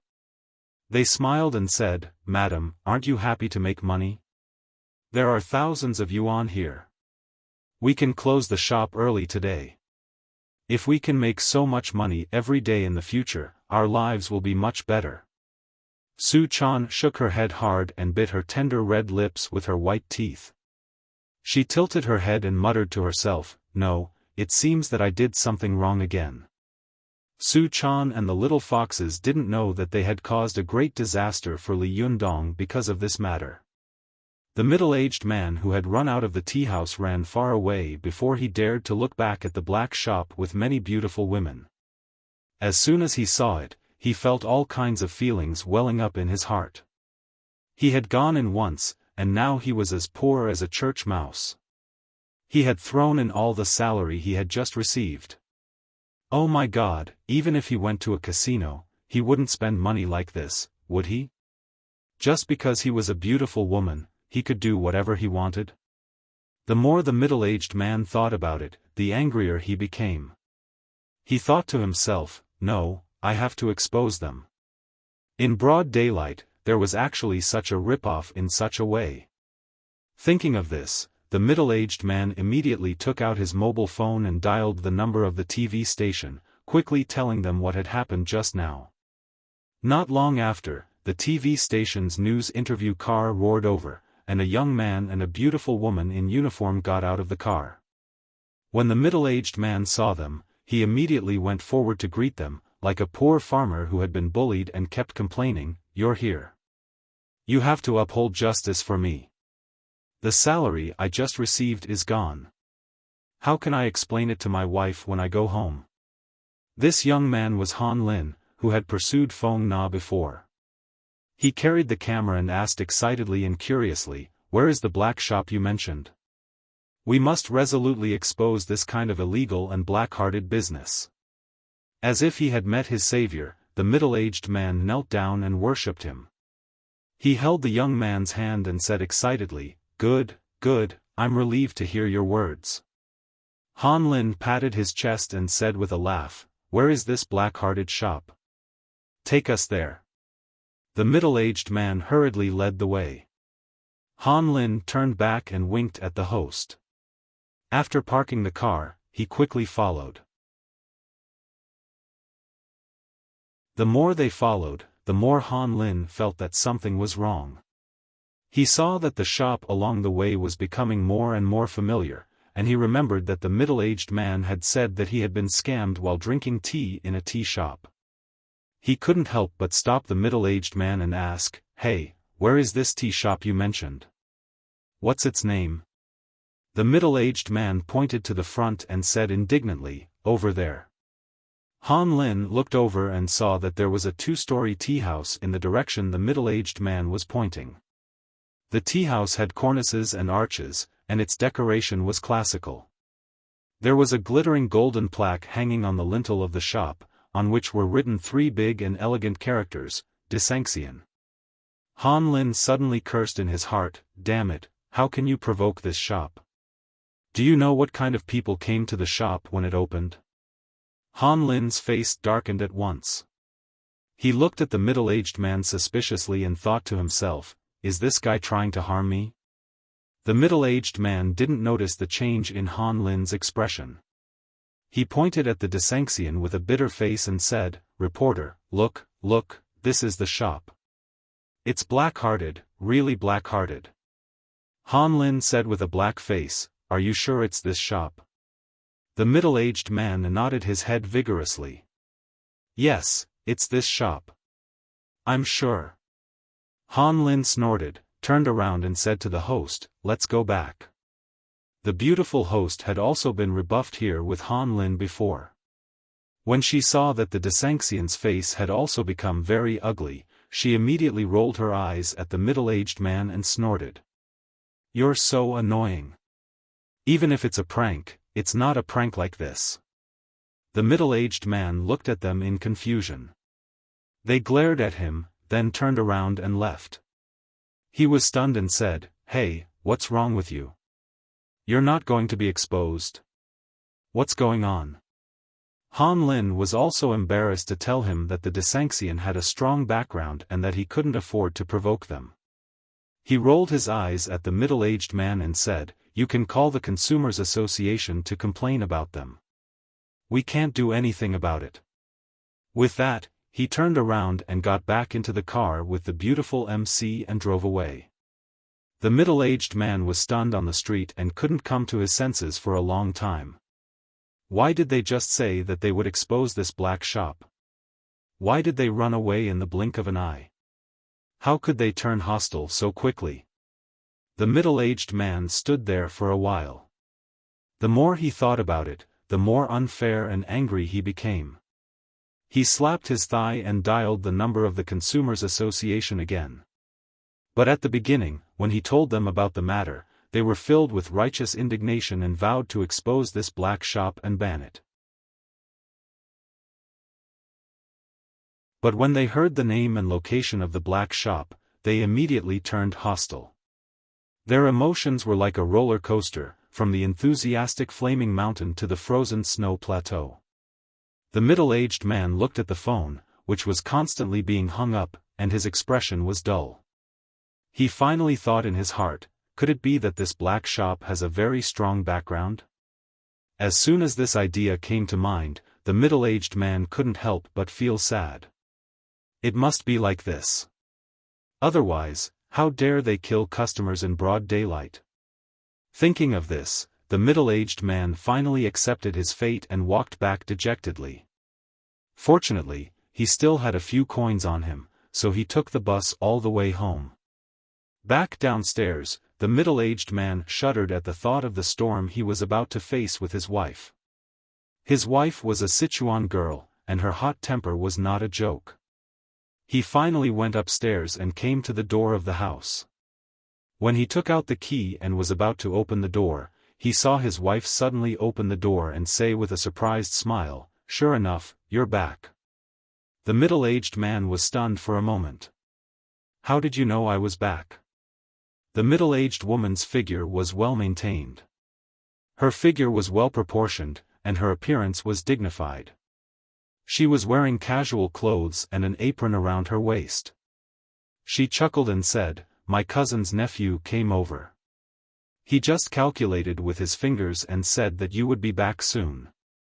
He asked me to open the door. I went to open the door doubtfully. Oh, sure enough, I saw that you, silly boy, had come back."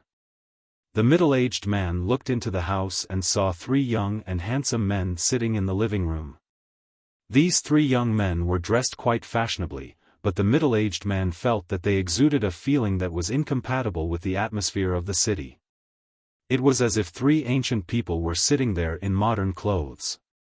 When the young man, the leader of the 3, saw that the master of the house had come, he stood up with a smile, cupped his hands, and said, "Hello, uncle. My name is Zhang Tsuani." The 2 boys next to Zhang Tsuani also stood up, cupped their hands, and said, "Hello, uncle. My name is Zhao Ping. I'm Qian Tong." The middle-aged man was sad and nervous. Suddenly seeing a few strange faces, he was not in the mood to greet them. He just nodded and sat down in his seat dejectedly. Seeing this, his wife secretly kicked him and said angrily, "Hey, what's the matter with you? Why are you so rude? This is a distant relative of mine. He passed through Tiannan City to see me. Why didn't you say hello?" The middle-aged man forced himself to cheer up and nodded to the 3 young men with a smile. Zhang Tsuani, who was the leader, didn't care. He nodded back politely. When he saw the middle-aged man's unhappy face, he thought that his arrival had made him unhappy. He smiled and said, "Aunt, I have something to do, so I'll leave with my 2 senior brothers first."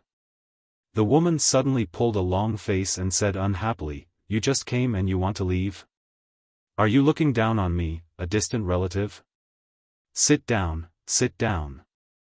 No matter what, you have to finish the meal before you leave."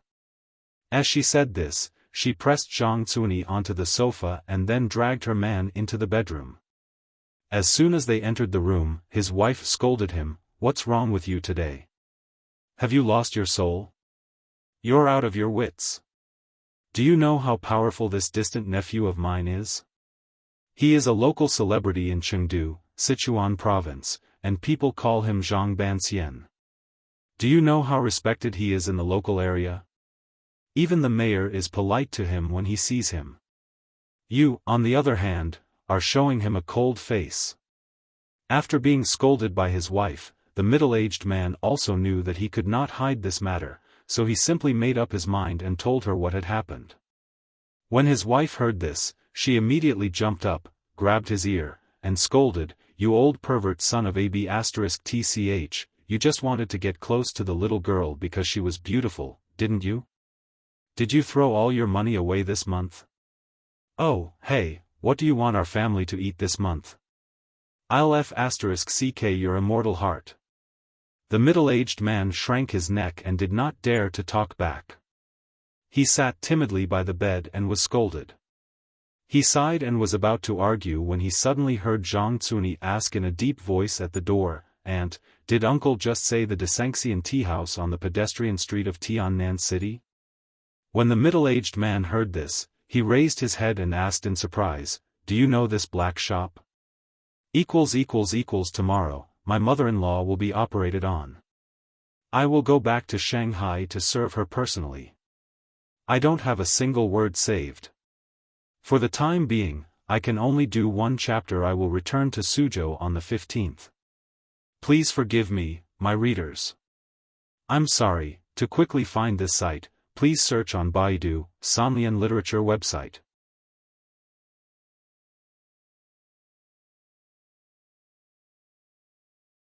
Chapter 443. Please remember the domain name of this site. Or search on Baidu, Sanlian Literature Network. The middle-aged man's wife poked him in the forehead with her finger angrily. "Do you think my nephew is as useless as you? Is there anything he doesn't know?" As she said this, she turned her face and forced a smile at Zhang Cuni with a sad face. "I've let you see a joke. Cuni, you're so capable. Do you have any way to deal with these shameless b*stards? At least get my man's money back." Zhang Cuni pondered for a moment and didn't answer immediately. A boy next to him gently touched his arm and winked at him. Zhang Cuni understood and walked aside with him. The boy asked in a low voice, "Boss, could this Desanxian be the one opened by Li Yundong?" Zhang Cuni nodded. "It should be." The boy opened his mouth wide. "Then this Li Yundong, who opened a tea house and had half of the provincial leaders go to support him, could it be the Li Yundong who fought with you at the Fox Zen School in Mount Tianlong?" A cold light flashed in Zhang Cuni's eyes. He snorted and said, "It's probably the same person. Only he has a group of lawless fox spirits under his command.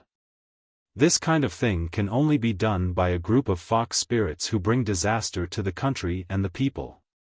Humph, I don't know how Li Yundong is the leader of the sect. How does he control his disciples? He knows that they are fox spirits, but he still releases them to harm the world."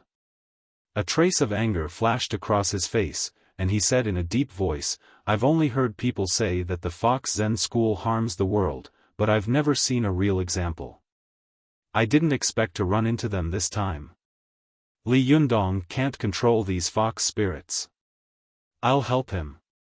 The boy next to Zhang Cuni whispered, "Boss, are we really going to take care of them?"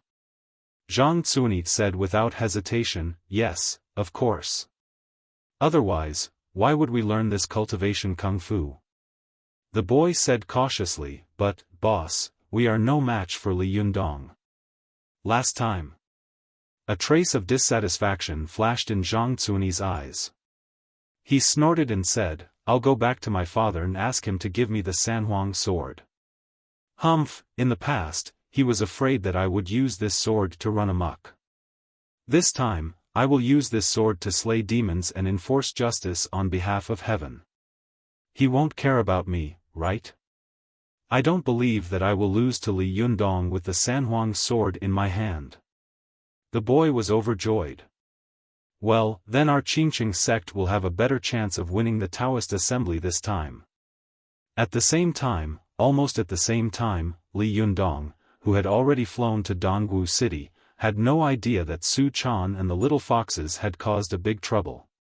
He followed the business card that Du Fei had given him and found the location of the Chuanjian Dragon Sex Company, Longmen Building, Dongwu City Park. Li Yundong came to the building and looked up. He saw that the building was about 20 floors high. It had a unique shape and an extraordinary style. The two magnificent characters, Dragon Gate, at the top were particularly eye-catching. Li Yundong sighed in his heart. No wonder it's the second largest Taoist sect. It actually has such a magnificent building in the busy city where every inch of land is worth an inch of gold. Amazing! As soon as he entered the building, Li Yundong saw that the reception hall was magnificently decorated. The giant chandelier above his head was bright and gorgeous, like an upside-down galaxy, dazzling people. Under his feet was a layer of glass panels hanging high, and under the glass panels was full of mist, making people feel like they were stepping on clouds and stepping into a fairyland. Li Yundong clicked his tongue in wonder as he walked inside. After a few steps, he heard a noise near the front desk of the hall. 3 women in gorgeous clothes were surrounding the front desk lady and shouting, "You're busy again? Are you kidding me? The last time we came here, you said you wanted to make an appointment. When I asked about the appointment, you told me that it was already next month. Well, then I'll come back next month. Now it's the month after next, right? You actually told me to come back next month. Hey, you can't fool people like this, can you? Where's Du Fei? Ask him to come out. I think he doesn't have the ability and doesn't dare to take our business." The front desk lady was surrounded by these women. There was a trace of disdain in her eyes, but she still wore a polite and respectful smile on her face. She said, "Mrs. Li, Mrs. Ma, Mrs. Sun, we didn't mean to fool you, but the appointment is really full. It's already next month. Mr. Du is not free, and we can't do anything about it." Li Yundong looked over and saw that Mrs. Li, who was wearing a mink coat, was obviously the leader. She was about 37 or 38 years old, but because of her good maintenance, she looked like she was 27 or 28 years old. Although her body was tightly wrapped in the mink coat, it could still be seen that she was exquisite. Among the 3 women, she looked the youngest, had the loudest voice, and was the most willing to go all out. Mrs. Li shouted, "I don't care. Let me see the appointments. I don't believe that you can push me to the next month after coming here twice in a row. Are there so many people?" The front desk lady smiled and said, "I'm sorry, Mrs. Li. We have a rule that we can't disclose Mr. Du's appointment. This is his personal privacy." Mrs. Li was so angry that her voice was so loud that everyone in the hall looked at her. "What can't be disclosed? I think you are playing with us. We came all the way from Tiannan City to Dongwu City because of his reputation. Is this how Du Fei treats us? Do you know who I am?" The front desk lady smiled reservedly and said, "I know. You are the 4th concubine of Shen Wankai, the chairman and president of the Wankai Group. Mrs. Li, am I right?" Li Yundong almost burst out laughing when he heard this. It turned out that she was an acquaintance. Shen Wansai's 4th concubine. Mrs. Li? What was going on? Since she was Shen Wansai's wife, why was she Mrs. Li? Li Yundong thought about it for a while, but soon understood. Oh, the 4th concubine has no identity, so she can't call me Mrs. Shen like the first wife, so she can only call me Mrs. Li. Understanding this, Li Yundong smiled and thought to himself, "You can't be so sarcastic, can you? This front desk lady has a good mouth. Amazing." The title of Mrs. Li was obviously the shortcoming of Shen Wansai's 4th concubine. It was fine if someone called her that, but she didn't expect that she would be humiliated by a front desk lady when she was used to domineering at home. Mrs. Li's heart suddenly became angry, and she became bold. She was so angry that her whole body was trembling. She pointed at the front desk lady and said in a trembling voice, what did you say? I want to see your boss, Du Fei. I want to complain about you. The front desk lady's expression did not change. She still smiled reservedly and said, Mrs. Li, if you want to complain about me, of course I welcome you, but if you want to find Mr. Du to complain about me, you have to make an appointment in advance.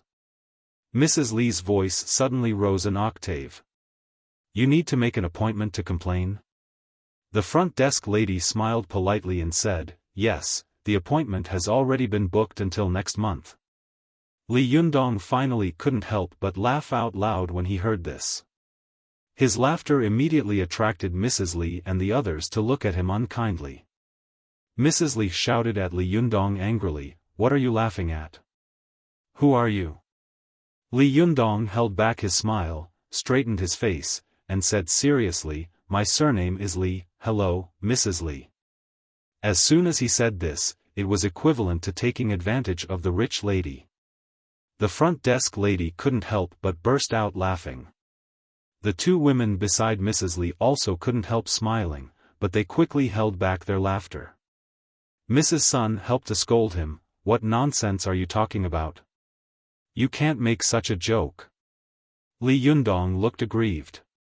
I'm not talking nonsense. My surname is Li. After that, he smiled at Mrs. Li and said, Mrs. Li, don't you think so? The front desk lady couldn't help laughing. She covered her mouth and turned her head to hide her laughter. Mrs. Li was so angry that her whole body was trembling. She pointed at Li Yundong and said angrily, you little bastard, who do you think you are? How dare you humiliate me like this? You wait. As she said this, she pointed at the front desk lady and said, and you wait too. Mrs. Li took out a mobile phone from her small bag and dialed a number with trembling hands. As she dialed, she cursed, well, you have guts. Remember this. The front desk lady glanced at Mrs. Li with deep contempt in her eyes. She turned to Li Yundong and said with a smile, Mr. Li, what can I do for you? Li Yundong laughed and said, I'm looking for Du Fei. Mrs. Li, who was waiting for the call, suddenly sneered and interrupted, you need to make an appointment. Even I can't see him, let alone you. The front desk lady ignored her and asked with the same smile, is this Du Fei, Mr. Du? Do you have an appointment? Li Yundong smiled and shook his head. No. The front desk lady smiled apologetically. I'm sorry, Mr. Li, I can't let you see Mr. Du without an appointment. Why don't you register and I'll help you make an appointment? Mrs. Li interrupted abruptly, it's already the month after next. Li Yundong glanced at her and shook his head with a smile. He said to the front desk lady, it's so troublesome to see Du Fei. Next time this guy comes to see me, I'll also make an appointment for him and ask him to come again next month. Mrs. Li, who was standing to one side, saw that Li Yundong's tone was very arrogant. It was almost impossible for ordinary people to see Du Fei, but Li Yundong seemed to be talking about meeting a roadside vendor. He was giving Du Fei face. Mrs. Li couldn't help but sneer. You? Why don't you take a piss and look at yourself? Who are you? Li Yundong turned his face and said politely with a smile, I'm Li Yundong, Mrs. Li, nice to meet you. Mrs. Li didn't expect that she would be taken advantage of by this guy again. She was so angry that she rolled her eyes and almost fainted. At this time, the front desk lady suddenly stared at Li Yundong and asked tentatively, Mr. Li, what did you say your name was? Li Yundong? Li Yundong smiled and said, well, I'm Li Yundong from the East. The front desk lady suddenly became excited. She walked out from the front desk and magically took out a book and a pen from behind her. She said with a smile, are you the famous Zhenren Li? Oh, I've heard a lot about you. I was wondering why you looked so familiar just now. I admire you so much. Hurry up and give me an autograph, will you? Li Yundong was stunned. He looked at the book and pen that had been pushed in front of him and asked in confusion, What do you mean? Do you know me? The front desk lady winked at Li Yundong and said in a low voice, Our eldest Xixiang Du Fei has told us about you. He admires you very much. Moreover, you became famous in the Battle of Mount Tianlong.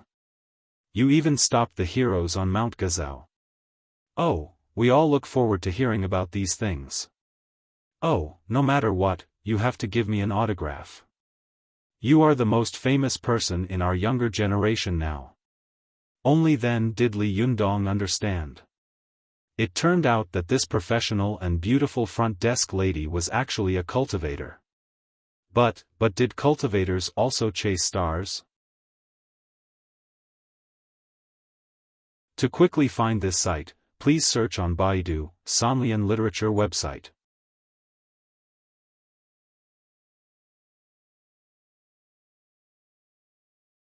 Chapter 444. Please remember the domain name of this site. Or search on Baidu, Sanlian Literature website. Li Yundong hadn't expected that the beautiful receptionist in front of him was actually a cultivator. What was even more ridiculous was that she was his fan. Li Yundong couldn't help laughing and said, Why do cultivators also chase stars? The receptionist quickly glanced at Mrs. Li beside her. She pursed her lips into a smile, lowered her voice slightly, and said with a smile, What's wrong with cultivators? Aren't cultivators human? Cultivators also have the right to like and pursue whatever they want. It's just that the things that cultivators pay attention to and like are different from ordinary people. Li Yundong smiled and said, What's the difference? The receptionist smiled and said, Ordinary people chase after stars, but they are nothing more than singers, movie stars, and international celebrities. In the eyes of cultivators like us, these things are just fleeting clouds, so we don't care about them. What we care about is which sect has produced which young and handsome great expert, and which beautiful and powerful great beauty. The more the receptionist spoke, the more excited she became, and her eyes lit up. At first, I admired our eldest Xixiang the most. Although his cultivation was not very powerful, his ability to make money was first class. Half of the income of our sect was earned by him. In the cultivation world, those who were more powerful than him could not make money as much as he could, and those who could make money more than him were not as powerful as him. Don't you think our eldest Xixiang is amazing? Li Yundong nodded with a smile. Zhenren Du is indeed extraordinary. The receptionist smiled again and said, But later, Sichuan Qingcheng sent a genius, Zhang Cuni, who was rarely seen in 100 years. This guy could use the Sanhuang sword at the age of 13. Don't you think he's amazing? Wow, and I heard that this guy is quite handsome. So, I began to admire the young master of the Qingcheng sect again. Li Yundong's smile became a little strange. You change so fast. The receptionist waved her hand and said with a smile, Not yet. I haven't worshipped him for 2 years. Zhang Tianshi appeared in the Zhengyi school, so I began to worship Zhang Tianhe. Soon, Fairy Zi Yuan of the Linggong sect appeared after Zhang Tianhe. Oh, this Fairy Zi Yuan is really amazing. She has almost broken the cultivation records of all the female cultivators in the cultivation world, and she is also extremely beautiful. She is a stunning beauty in the world. As she spoke, the receptionist held her hands in front of her chest, as if she was holding her heart, and her eyes were full of infatuation. Oh, if only she could be half as powerful and half as beautiful as Fairy Zi Yuan. When Li Yundong heard someone praise Fairy Zi Yuan, he was also very happy, even happier than when someone praised him.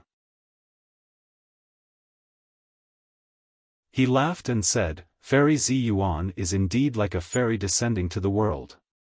Her beauty is ethereal, and it's difficult for mortals to compare with her.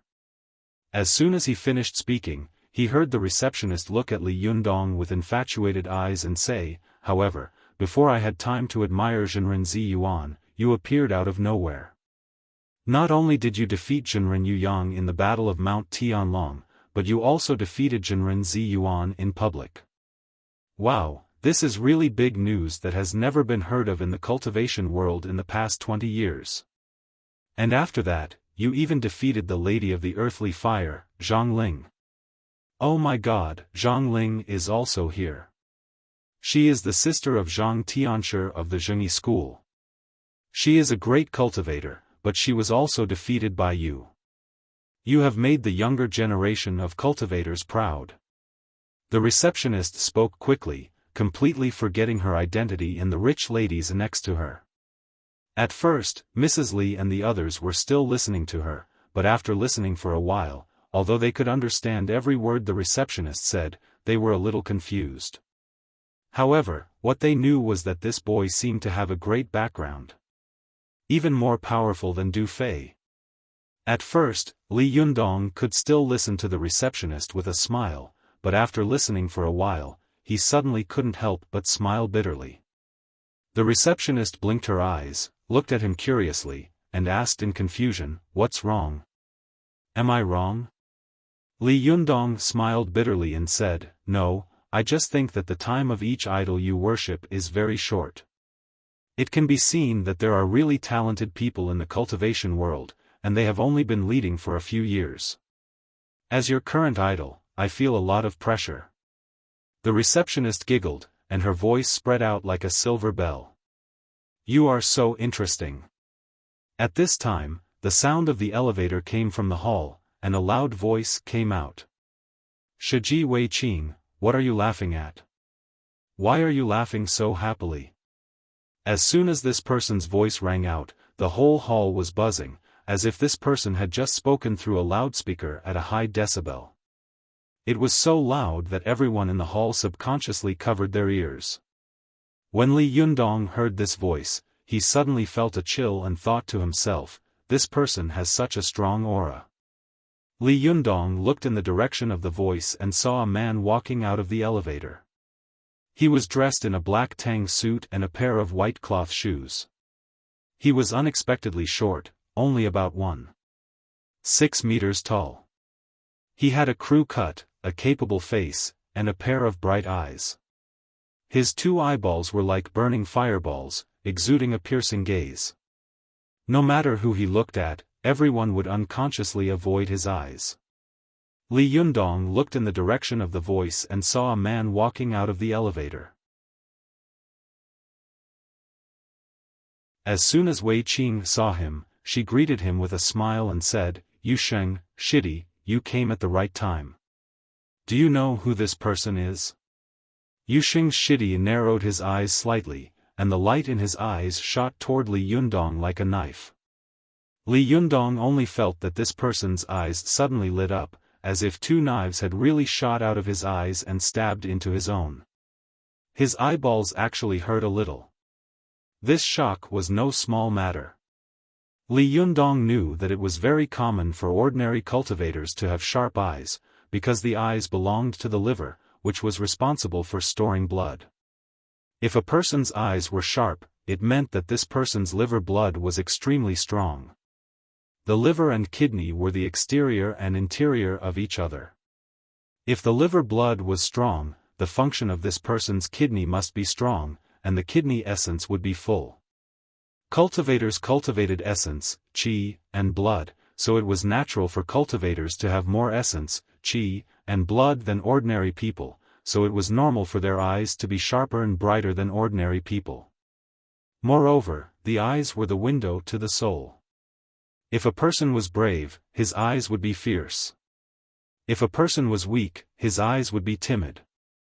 Li Yundong was a person who was soft on the outside but hard on the inside. Usually, his eyes were gentle and approachable, but if he was angry and used his full strength to glare, even the most vicious gangsters would be deterred by his eyes and not dare to move. However, it did not mean that their eyes were really like weapons that could kill their opponents with their eyes. But the cultivator in front of him had obviously broken through this limit. His eyes were really lethal.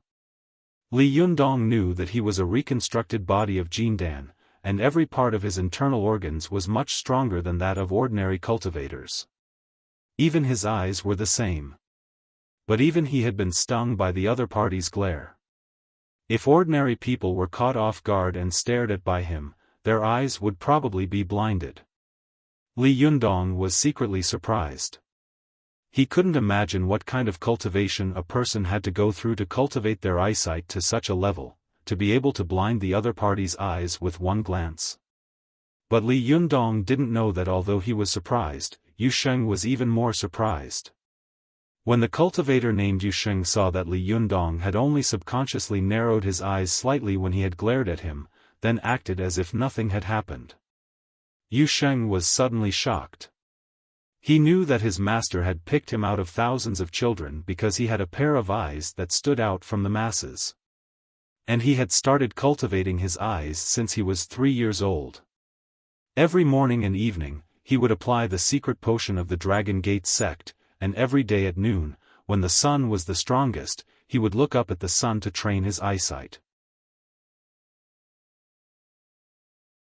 At first, it was only a few seconds, but as time went by and his cultivation increased, he could now look directly at the sun for up to 4 hours when the sun was the most dazzling, and he was fine. If he used all his eyesight to stare at his opponent, not to mention ordinary people, even those with slightly lower cultivation could be blinded by him. But this person just narrowed his eyes slightly and was fine. This meant that this person's cultivation was definitely not lower than his. Yu Sheng knew that he had met a real master. He immediately looked at Li Yundong with a stern face.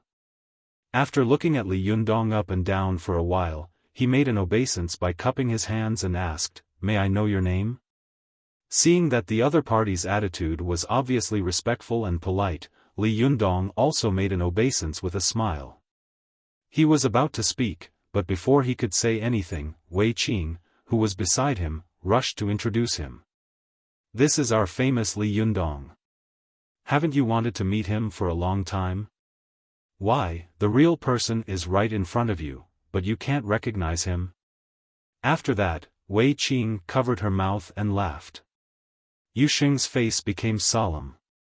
It turns out to be Jinrenli, who has shaken Mount Tianlong. "Sorry for not recognizing you." Li Yundong chuckled and made an obeisance by cupping his hands.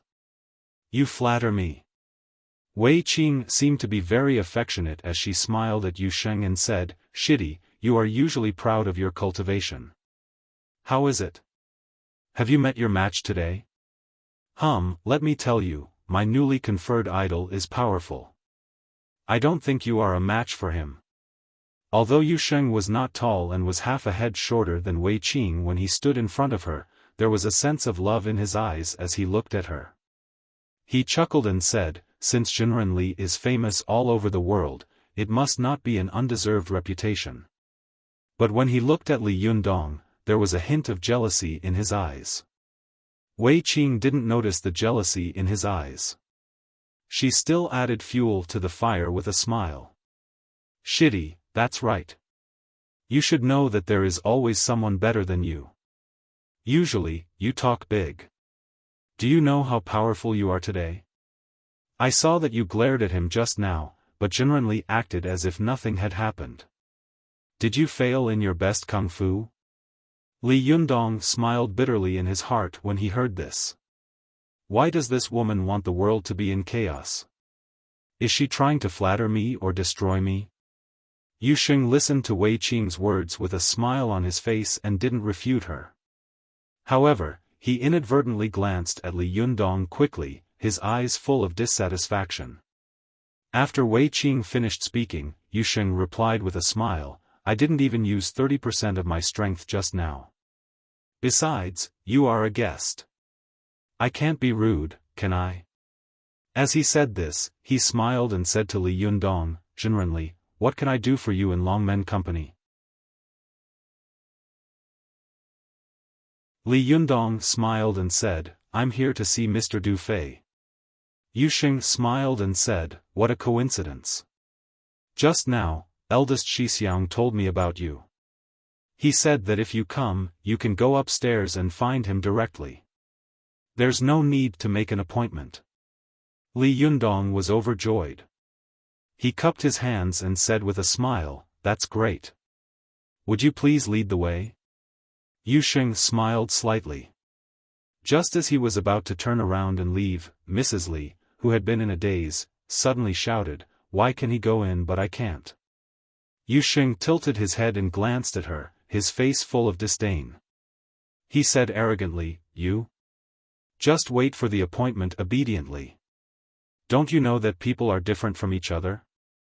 After saying that, he walked away, making Mrs. Li so angry that she almost fainted. Li Yundong looked at Mrs. Li sympathetically, then followed Yu Sheng into the elevator. As soon as the elevator door opened, several young men and women in business suits poured into the hall at the same time.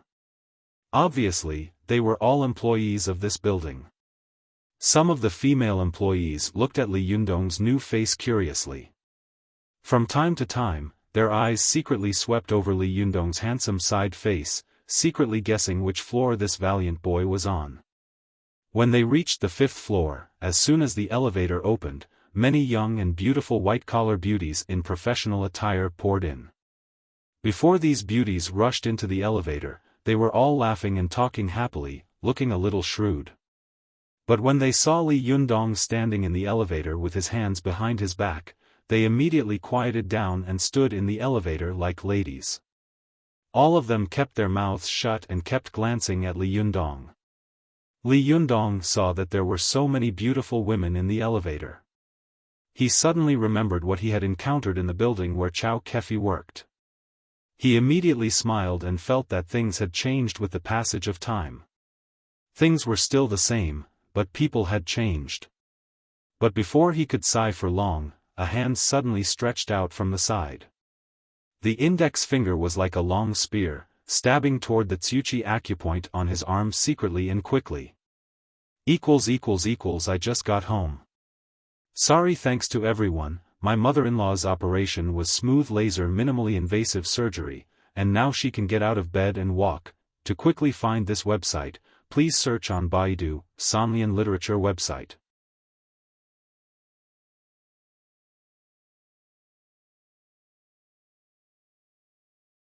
Chapter 445. Please remember the domain name of this site. Or search on Baidu, Sanlian Literature website. The Tsuchi acupoint on a person's arm was not an important acupoint, but it was located on the Yangming large intestine meridian of the hand and could provide the arm with yang qi. If this place was hit, although it would not be life-threatening, at least the arm would not be able to be used in a short period of time. At least it would be paralyzed for a long time, unable to use any strength. It was precisely because the other party had hit the Tsuchi acupoint and not some other vital acupoint that Li Yundong knew that Yu Sheng was jealous and unconvinced, so he had secretly invited him to fight. Obviously, Yu Sheng did not want the two of them to fight to the death, nor did he want the other people in the elevator to find out. Therefore, when he poked at Li Yundong with his finger, his body was slightly sideways to cover his movement. Seeing the other party poke at him with a finger, Li Yundong also leaned to one side, and then half of his body blocked the eyes of the other people in the elevator. His fingers were like hooks, quickly grabbing Yu Sheng's finger. Li Yundong happened to borrow the move of Sherneng that he had competed with before. His little and ring fingers were buckled inward, his index and middle fingers were slightly bent, and the strength of his thumb penetrated through the fingertips. The whole hand shape was like an eagle's claw. The other party wanted to hit his Tsuchi acupoint, so Li Yundong dodged it with a sideways movement. Then he used his other hand to use his thumb, index finger, and middle finger to buckle the three acupoints near the other party's wrist, Yangqi, Yanggu, and Yangshi. Yu Sheng was also a cultivator. Of course, he knew what it meant if these three acupoints were buckled. Without waiting for his fingers to poke, he immediately turned his wrist and grabbed Li Yundong's fingers with his 5 fingers, as if he was holding a tower. Li Yundong saw that the other party did not dodge and forcibly hit his fingers. Obviously, the kung fu of his hands must be very deep, and he was very confident in the strength of his fingers. Li Yundong's heart slightly sunk, and he thought to himself, I have never lost in terms of finger strength. Even Sherning's finger bones were immediately broken by my touch. Li Yundong also used all his strength to hit the other party's fingers. Suddenly, with a bang, the fingers of the two collided, immediately making a sound like steel colliding. However, the steel was wrapped in a layer of skin and flesh, making the sound a little muffled. The white-collar workers in the elevator were stunned when they heard the voice. They felt strange in their hearts and kept looking around as if they wanted to find out where the strange voice came from. Li Yundong saw that Yu Sheng had hidden his moves. It was obvious that he was afraid that there were secular mortals in the elevator. He also relied on his own skills and courage to fight with him in front of secular mortals. Obviously, he was not afraid that his means would be discovered by the people around him. Therefore, Li Yundong did not fight back with great fanfare.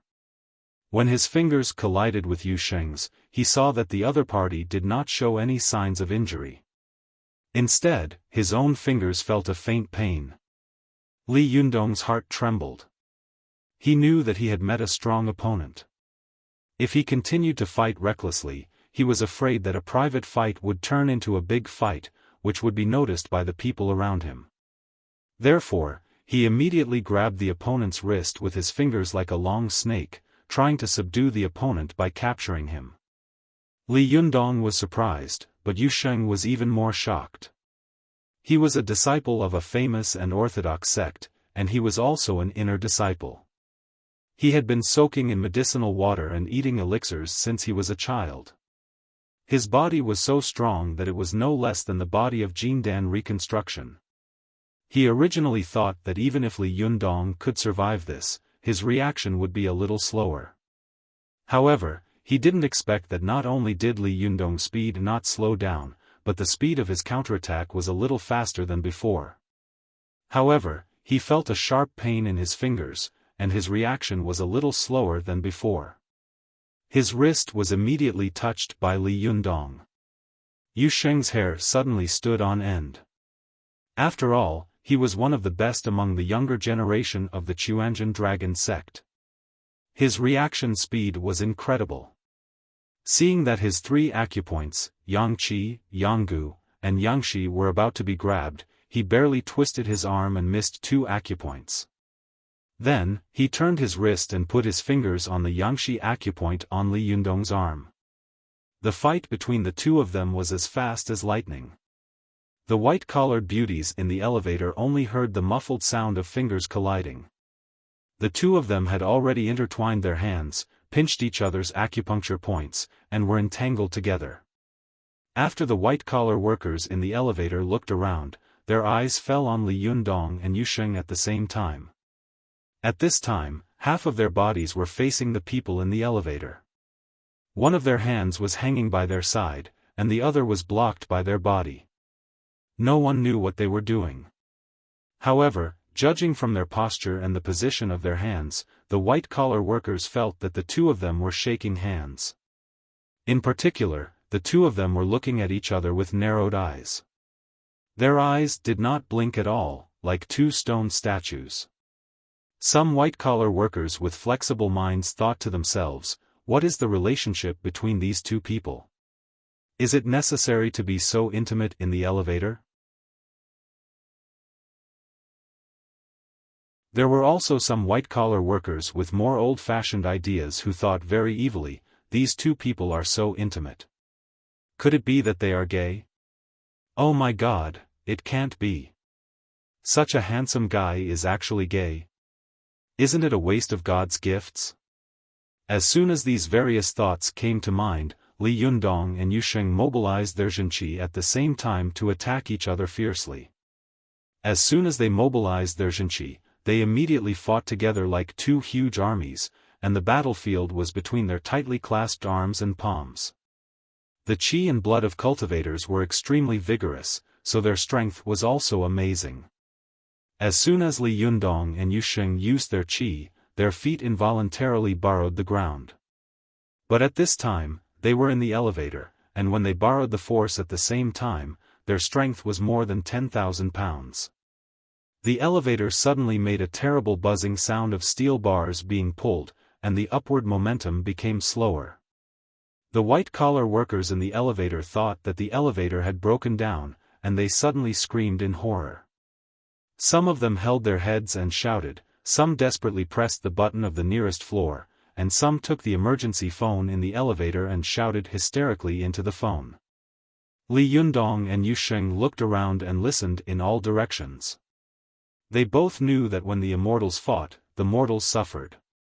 But at this time, they were like arrows on a bowstring, and they had to shoot. Their jinqi was intertwined in their wrists and palms, like a torrential flood. How could they retreat so easily? As the two of them hesitated for a moment, the elevator made another terrible squeaking sound, as if the steel bars hanging above were being broken one by one. For the white-collar workers who didn't understand what was going on, this sound was really terrible. It was like the whisper of the god of death, ferocious and terrifying. They were all so scared that they almost went crazy.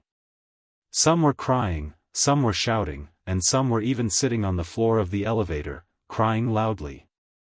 Li Yundong knew that if he continued to compete with Yu Sheng like this, the elevator would definitely not be able to withstand the force and fall down. They would not be injured, but the others in the elevator would definitely be smashed into meat paste. While Li Yundong was controlling his qi, he lowered his voice and said, "Let's stop." Yu Sheng quickly glanced to the side and nodded slightly. The two of them withdrew some of their strength at the same time. In this way, they withdrew a little bit of their jinqi. Soon, their jinqi was completely absorbed. After withdrawing their jinqi, the two of them were just about to breathe a sigh of relief when suddenly there was a bang sound on the top of the elevator. The elevator suddenly fell down crazily.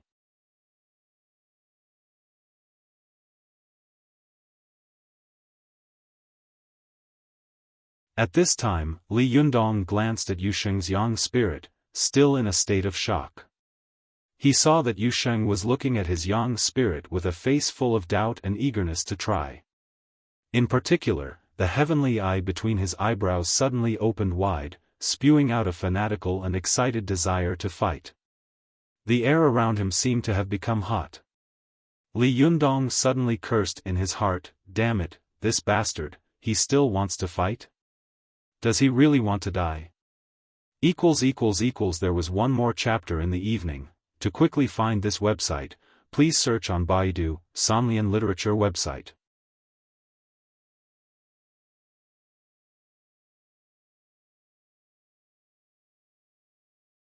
Chapter 446. Please remember the domain name of this site. Or search on Baidu, Sanlian Literature website. Li Yundong saw that the other party was eager to try and wanted to continue fighting regardless of the safety of others. He immediately shouted in a low voice, "Zhenren, you don't want to watch all the people in this elevator fall to their deaths, do you?" Yu Sheng narrowed his eyes slightly. After a while, the desire to fight in his eyes slowly disappeared, and the heavenly eye between his eyebrows slowly closed. Yu Sheng stared at Li Yundong and said in a low voice, "Zhenren, I didn't expect you to be a Buddhist and Taoist cultivator. Are you the successor of the Wulu sect?" Li Yundong looked around and said angrily, "Is this a good place to talk?" Yu Sheng also took a look and saw that the four arms of Li Yundong's young spirit were tightly gripping the cement wall in the elevator tunnel. His fingers, which were like iron hooks, were constantly peeling the cement from the wall.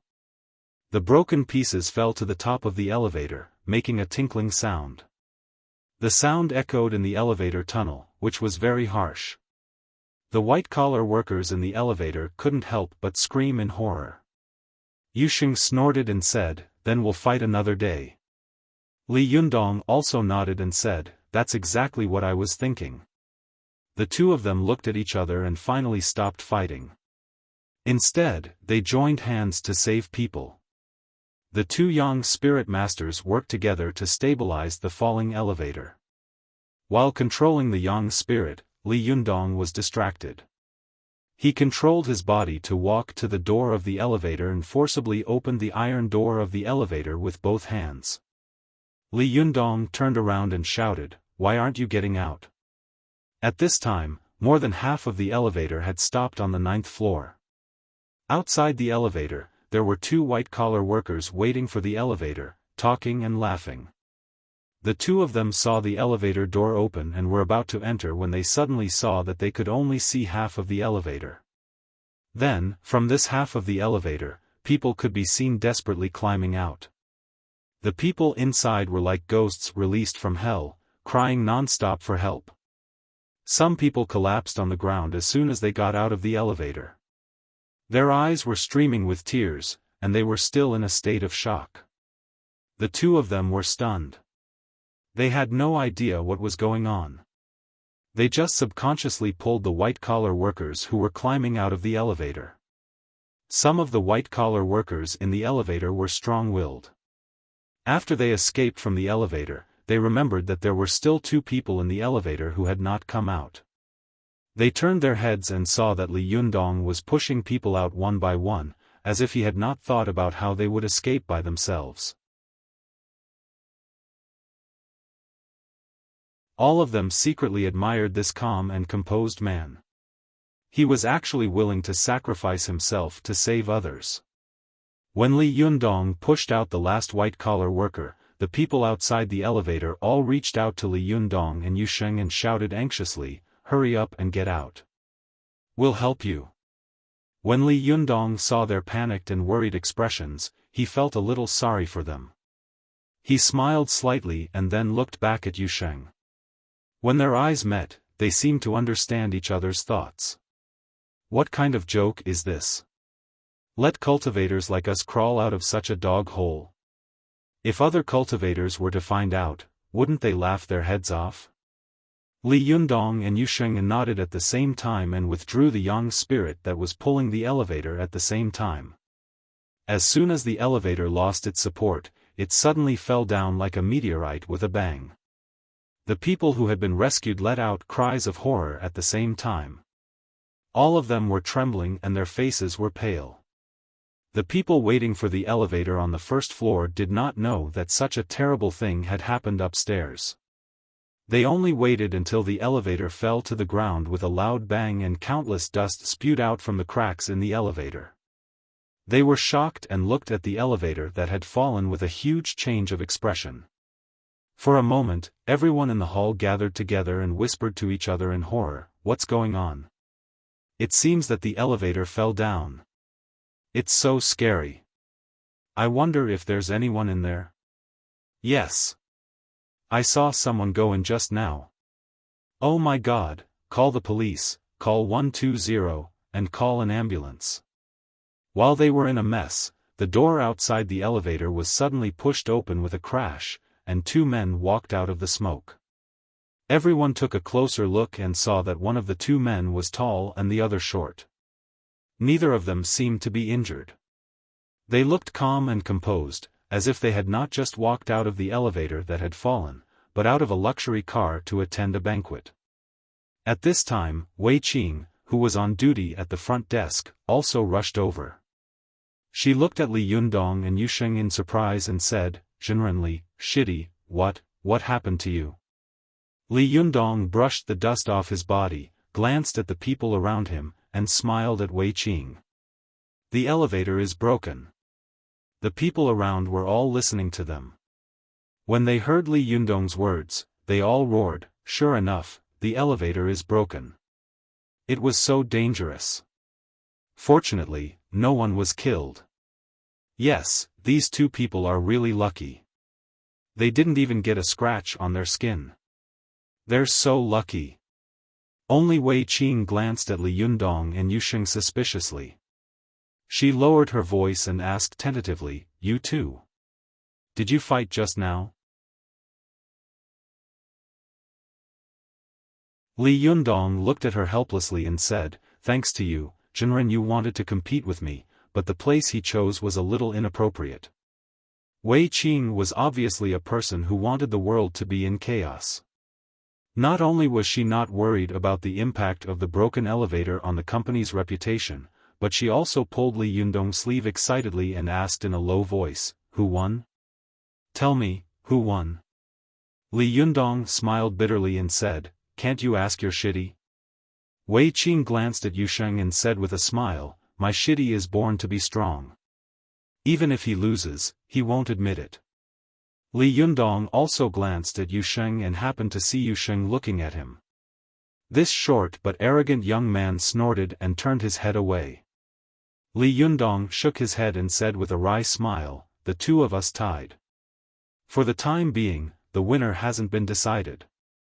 A trace of disappointment flashed in Wei Qing's eyes. A tie?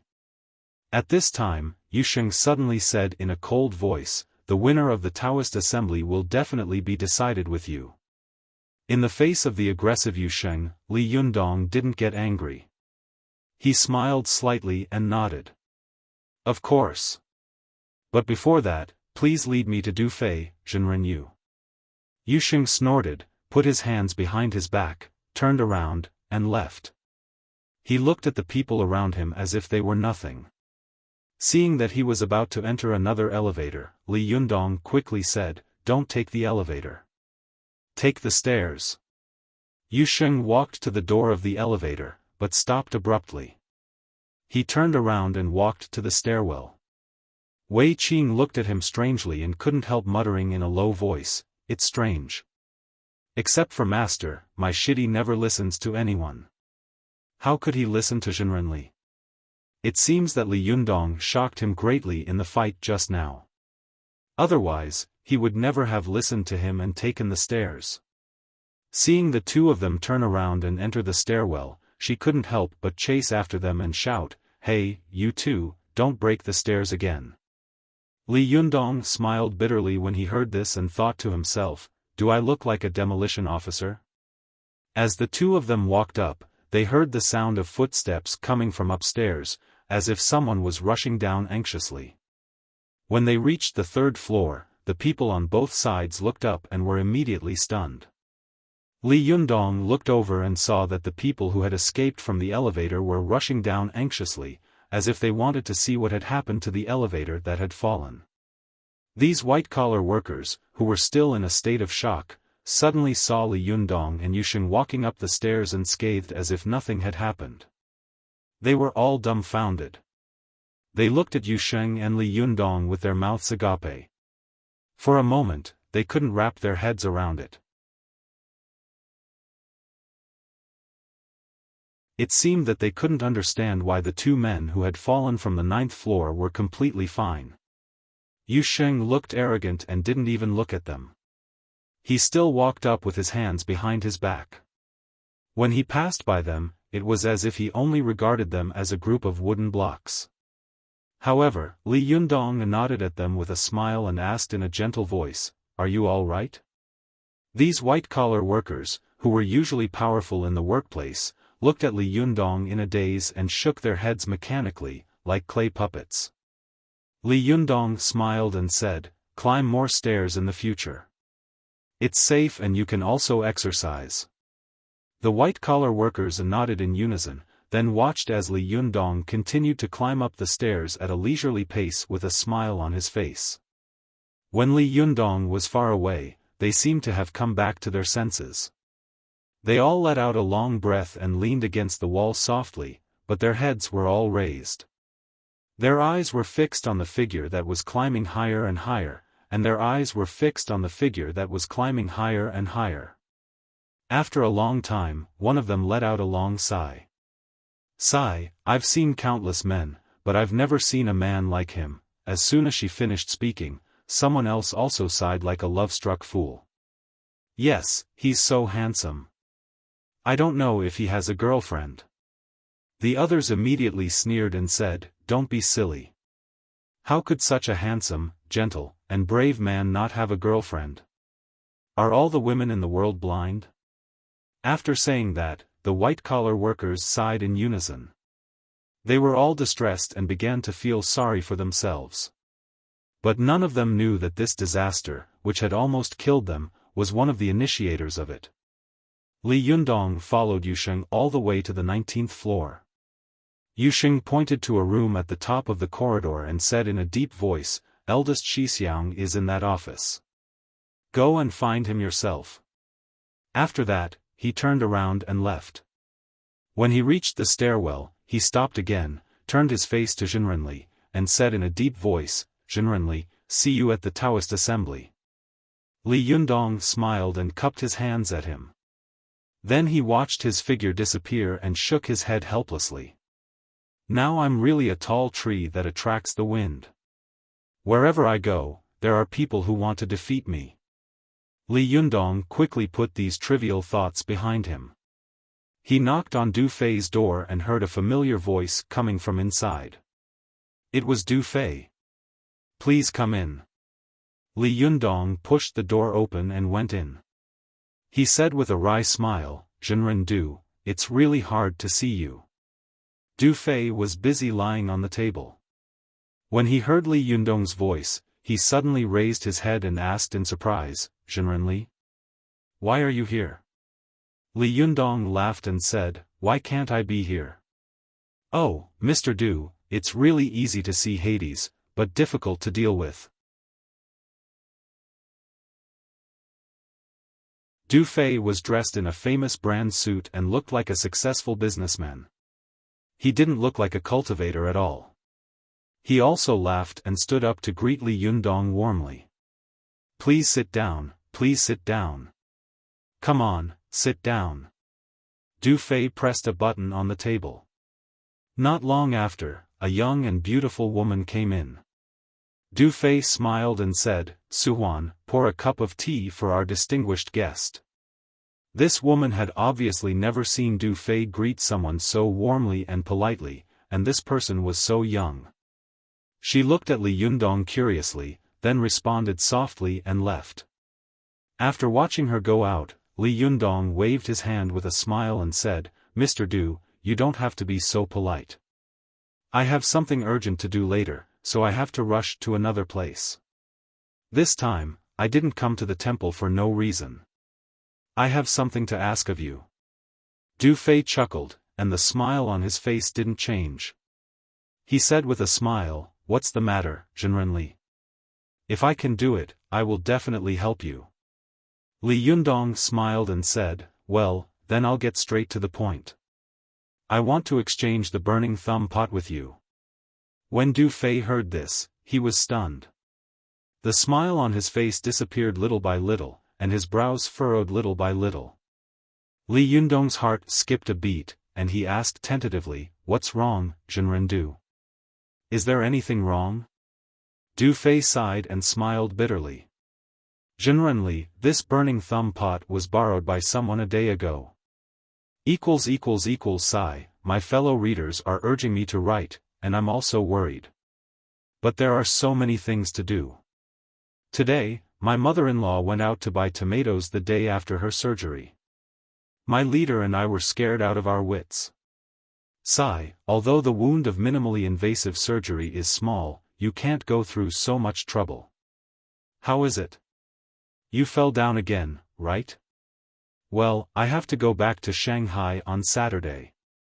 What a tragedy. I don't dare to say more, but I'll try my best to make 2 chapters a day. Alas. To quickly find this site, please search on Baidu, Sanlian Literature website.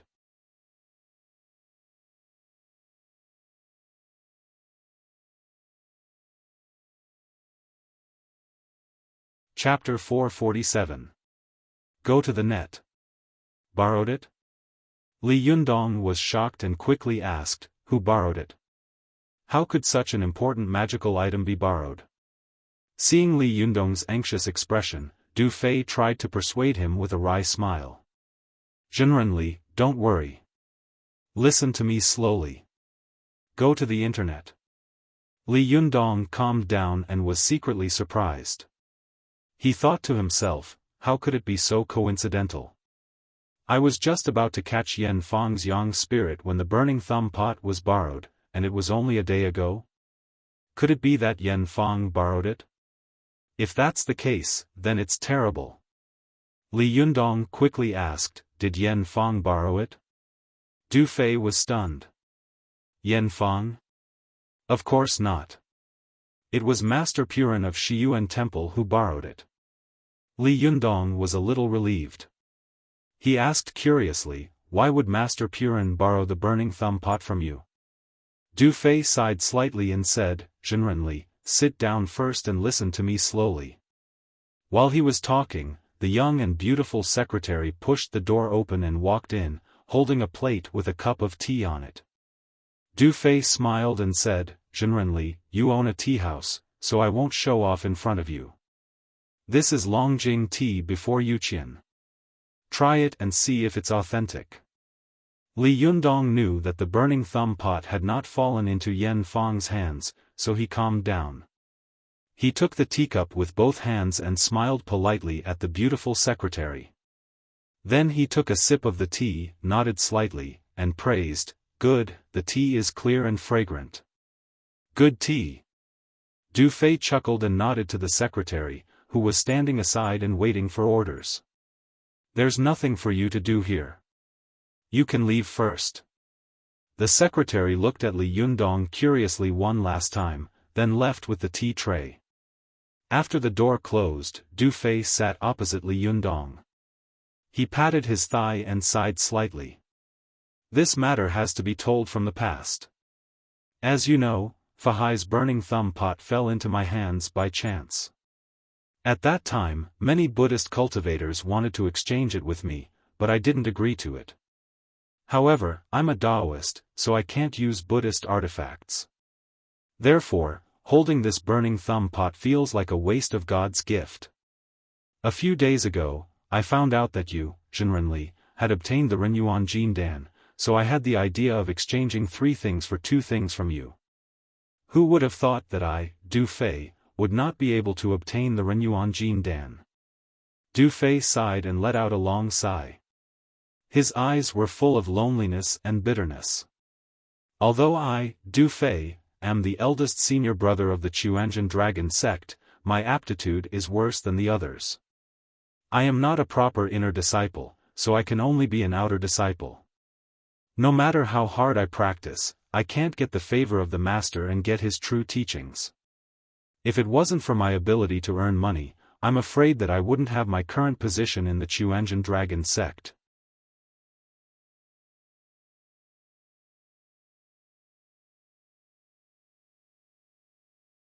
If I remember correctly, Fahai became famous in Jinshan Temple in Zhenjiang City, Jiangsu Province. The original name of Jinshan Temple was Zixin Temple. Fahai subdued the 1,000-year-old white python in the Zixin Temple and dug out a large amount of gold from the mountain behind the temple. Fahai handed the gold over to the Zixin Temple's governor, Li Qi. Li Qi then reported this matter to Tang Xuanzong. Tang Xuanzong then bestowed the gold to Fahai so that he could repair the temple and name it Jinshan Temple. Am I right, Zhenrendu? Du Fei nodded and praised, Zhenrenli, you are so knowledgeable. I admire you. Li Yundong laughed and said, I only found out about it these days. I didn't know about it a few days ago. Du Fei also laughed and said, Zhenrenli, you are really sincere. You are admirable. You are right. Fahai is a famous exorcist master of Jinshan Temple in Zhenjiang City, Jiangsu Province, and his magical item fell into my hands by chance. A while ago, the abbot of Jinshan Temple came to me and wanted to exchange for Fahai's magical item, but I politely refused. At that time, I thought it was over, but I didn't expect that yesterday, the abbot of Shiyuan Temple, Purin, would be entrusted by the abbot of Jinshan Temple to come to me to discuss the matter of borrowing the burning thumb pot. Li Yundong asked curiously, why do you want to borrow it? Du Fei chuckled and said, because they know that I won't exchange it. They don't have what I want. Li Yundong couldn't help laughing. Zhenrendu, you are probably the best in cultivation in the business world. In the cultivation world, you are probably the best in business. You've got a good plan. Du Fei laughed out loud and said, Zhenrenli, you must be joking. Although our Chuanjian dragon sect has power all over the world, our plate is too big and we can't make ends meet. If it weren't for my careful support, I'm afraid that a group of old and young masters would have been starving. Li Yundong smiled and asked curiously, but why did you lend it to Purin, Zhenrendu? What does Master Purin want to do with this magical item? At this time, Du Fei restrained his smile and said, Master Purin said that he wanted to use this magical item and the Bafang demon subduing formation to subdue demons. There are many eminent monks in the world who deceive the world, but there are only a few real eminent monks, and Master Purin is one of them. He said that he wanted to subdue demons, so he must mean it. He would never lie to me. Therefore, if he wanted to borrow it, I would lend it to him. He would never borrow from Jingzhou like Liu Bei and not return it. Li Yundong couldn't help but look solemn. He cupped his hands and said, Zhenrendu, you are so heroic and broad-minded. I admire you. Du Fei smiled bitterly and said, Zhenrenli, don't mock me. If you want to exchange the burning thumb pot with me, you'd better wait for Master Purin to return it to me first.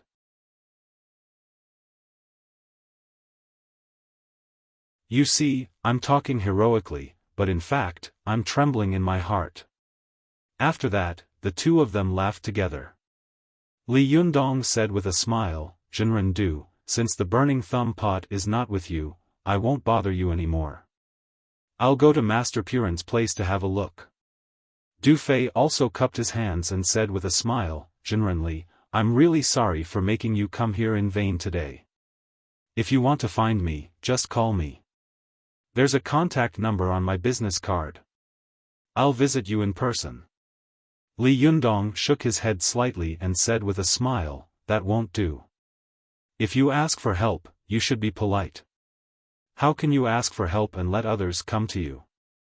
Du Fei chuckled. Zhenrenli, you are young, but you are very experienced and steady. I admire you. Li Yundong got up with a smile and said goodbye, but when he walked to the door, he seemed to think of something. He turned around and asked, by the way, Zhenrendu, do you know that there is a Mrs. Li downstairs who wants to see you, but she can't make an appointment? Du Fei was stunned and then asked in surprise, Mrs. Li? Is she your wife, Zhenrenli? Oh, how could there be such a rude thing? What is Wei Qing doing? She even stopped your wife from seeing her, Zhenrenli. She. That's not right. Zhenrenli, when did you get married? At first, Li Yundong could still hold back his laughter, but later, he couldn't help laughing. He waved his hand and said with a smile, Zhenrendu, don't joke. Mrs. Li is not my wife. There are at least a few million women with the surname Li in this world. Could it be that they are all my wives? Du Fei also understood. He laughed, walked to the table, and pressed the phone button. He picked up the phone and asked Wei Qing, who was at the front desk, about this matter. After he put down the phone, Du Fei said with a smile, I see. She is Shen Wancai's second wife. When she was giving birth to a child, Shen Wancai came to me for fortune-telling. At that time, I was still young. I gave him a random divination and said that he would have a son, but this son would not be able to inherit his property in the future, so I asked him to go back. After that, Shen Wancai did not believe my words. For a long time, he was angry and did not contact me, but I don't know why his second wife came to me again. As he said this, Du Fei snorted with an arrogant expression. When he didn't believe me, he abandoned me like a worn-out clog. Now that he has a favor to ask of me, she comes to me. Isn't that cheap? Let her wait and see. Besides, I also know this woman. She is selfish, mean, greedy and ungrateful. It's good to let her be rebuffed, so that she doesn't know the immensity of heaven and earth all day long. Does she think that I, Du Fei, will ask Shen Wancai for help? What a joke. It has always been officials and businessmen who come to us cultivators.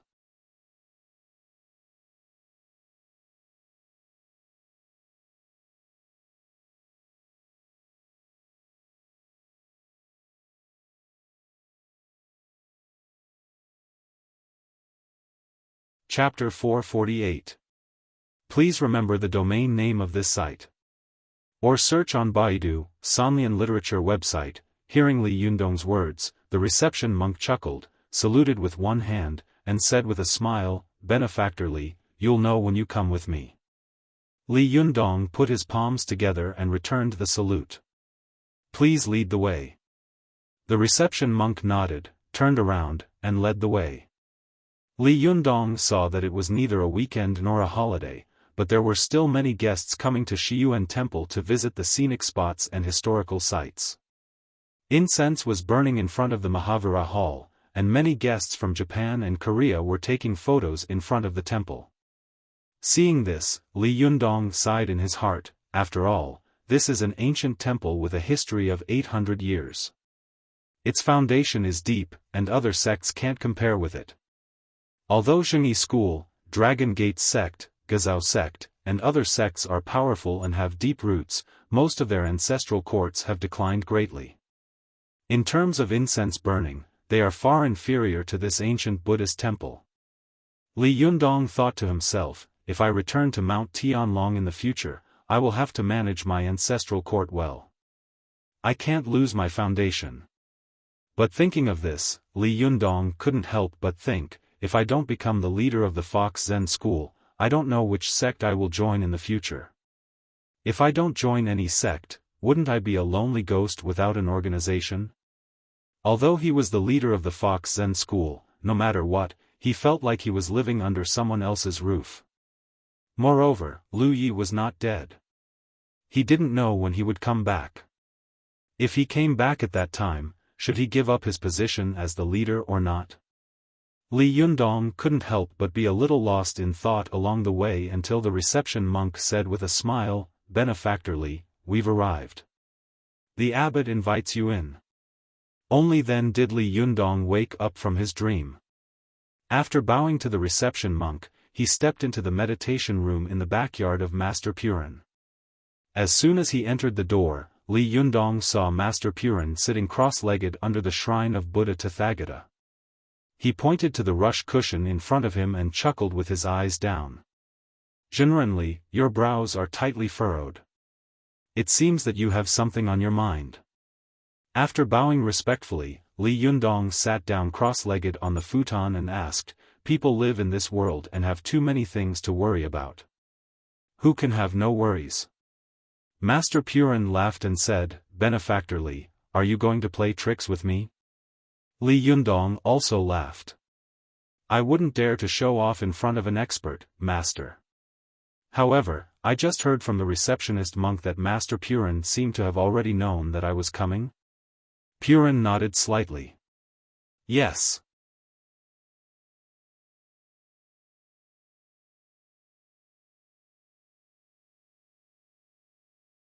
"Then why do you think they still cultivate?" Li Yundong was stunned when he heard this. He secretly felt that Master Purin was right. He sighed and said, "Master Purin, you're right. It's not only the cultivation world, but also Chinese martial arts and medical skills. The way of cultivation is nothing more than martial arts and medicine. Medicine carries the Tao, and martial arts defend the Tao. Unfortunately, they have almost all been lost now." Purin immediately asked, "Then, Zhenrenli, since ordinary people can do what we can do without cultivation, why do you think we cultivators still cultivate? We might as well not cultivate." Li Yundong immediately retorted without thinking, "No. I don't agree with this." There was a hint of a smile in Purin's eyes. He asked, "Why?" Li Yundong said, "When Buddhism talks about cultivation, it pays attention to the process of cultivation, not the final result. It focuses on the meaning of walking and experiencing. Buddhist cultivation is to achieve self-breakthrough and transcendence in the process of continuous cultivation, so as to transcend the mortal world and return to the natural world, and finally become a Buddha. Similarly, Taoist cultivation is also called cultivation. It focuses on seeking the true self, getting rid of the false and retaining the true. Then what is the true self, what is the false, and what is the true self? These days, my feeling of cultivation is that the yang spirit is the true self, and everything else is hypocritical. Li Yundong faced the highly respected Master Purin and said with confidence, ordinary people can do what we cultivators can do without cultivation, but that refers to the means of killing people. We cultivators choose to cultivate or cultivate, but we don't cultivate to learn the means of killing people. We cultivate to transcend the shackles of this world and jump out of the shackles of birth, old age, illness, and death. Ordinary people will only be trapped in prosperity and decline, honor and disgrace, birth, old age, illness, and death, but we have long surpassed this. As long as our yang spirit exists, we will be the same as heaven and earth, shining as the sun and the moon. Transcending life, old age, illness, and death, transcending the difficulties of the mortal world, this is the goal of us cultivators. At the end of his speech, Li Yundong's voice was impassioned and sonorous, and his expression was high-spirited and vigorous. He was really looking forward to flying around, looking heroic and heroic. Hearing this, Master Purin praised loudly and clapped his hands. Well said. He clapped his hands, and at this time, another person came out from the back of the meditation room. He was also an old monk in a golden cassock. The old monk's face was wrinkled, and his eyebrows were extremely long. The tips of his eyebrows were so white that they almost reached his cheekbones.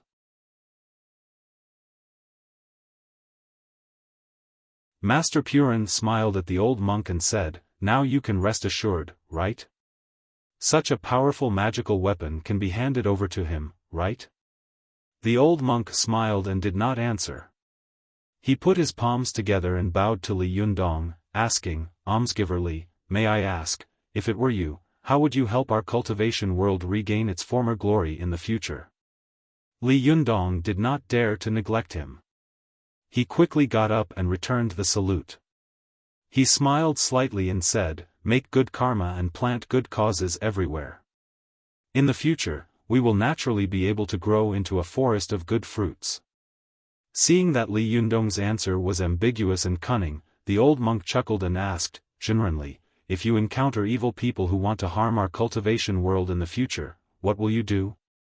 Li Yundong said without hesitation, "Of course I will get rid of evil and defend the Tao."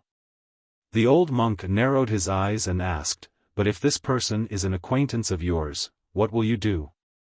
This question immediately made Li Yundong vigilant. He turned to look at Master Purin and asked, "Who is this master?"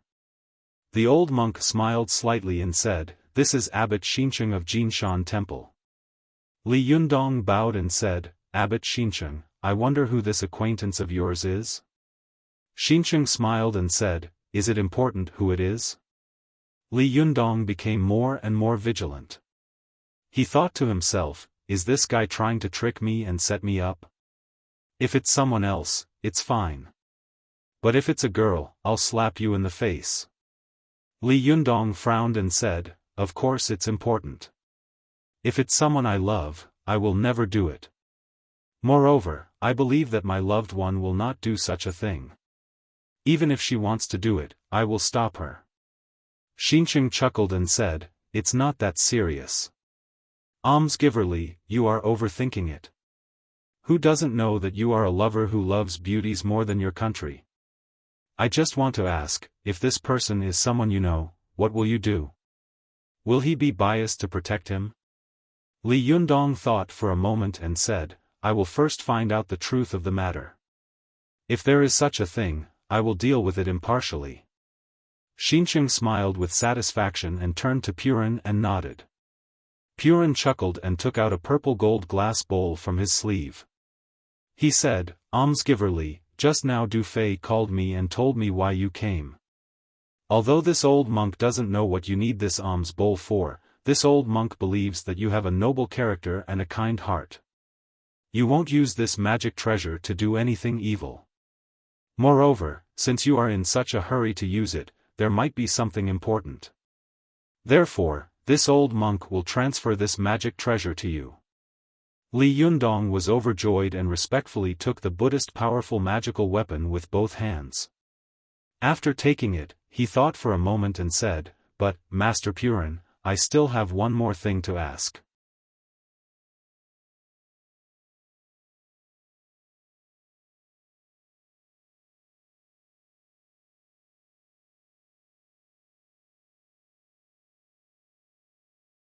Chapter 449. Please remember the domain name of this site. Or search on Baidu, Sanlian Literature website. Purin looked at Li Yundong and said slowly. However, I still want to hear from you, Zhenrenli. Why do you want to learn this Bafang demon subduing formation? Li Yundong knew that it was impossible for him to not explain the reason clearly. If he asked Purin to teach him the layout of such an important magic formation, it would be no different from a fool's talk. Moreover, he didn't expect Purin to teach him such an important magic formation. As long as Purin was willing to help him set up one in the place he wanted, it would be fine. Li Yundong told him about the grudges between the Fox Zen school and Yanfang, as well as his own plans. Finally, he said, Master Purin, as the saying goes, don't lie in front of a real person. I must catch Yanfang, but I won't kill her. After thinking about it, I can only ask Master Purin for help. Please teach me the Bafang demon subduing formation and trap Yanfang. I will definitely thank you in the future. Purin lowered his eyes and there was no expression on his face. After thinking for a long time, he said, Benefactorly, I already understand what you said. However, this Bafang demon subduing formation is too important. I can't make the decision to teach it to you. Li Yundong had expected this, but he was not discouraged. He said, Then can Master Purin mobilize the Bafang demon subduing formation to help me catch Yanfang? Purin still shook his head. No. Li Yundong frowned and asked, Why? Purin said, Yanfang is an inner disciple of the Linggong sect, a branch of the Zhengyi school, the first Taoist sect. She became famous very early, and all the cultivators of the older generation in the world know her name. She is also a famous person in the Taoist cultivation world. If I mobilize the Bafang demon subduing formation to catch her, it will give Zhengyi school an excuse. At that time, there will be frequent fights between Buddhism and Taoism. If it's just a fight, it's fine. If the country intervenes, it will not be a blessing for the cultivation world. Li Yundong looked disappointed. Are you going to sit back and watch Yanfang be lawless?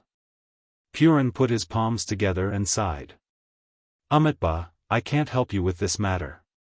However, benefactorly, you don't have to worry. As the saying goes, there will always be a way out. You already have the burning thumb pot in your hand. I think when the time comes, you will definitely have a wonderful idea to deal with Yanfang. Li Yunyang smiled bitterly in his heart. Are you kidding me? Not only does the yang spirit escape fast, but it also quickly turns into countless divine senses to escape in all directions. If I miss one of them, it will be a failure. How can I have any strange tricks to deal with Yanfang? It's fine if this old monk doesn't want to lend it to me, but he actually used such words to brush me off.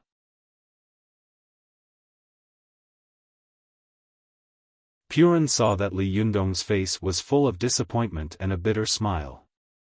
He thought for a moment and said, Benefactorly, in fact, you should think about why I would borrow this burning thumb pot at this time.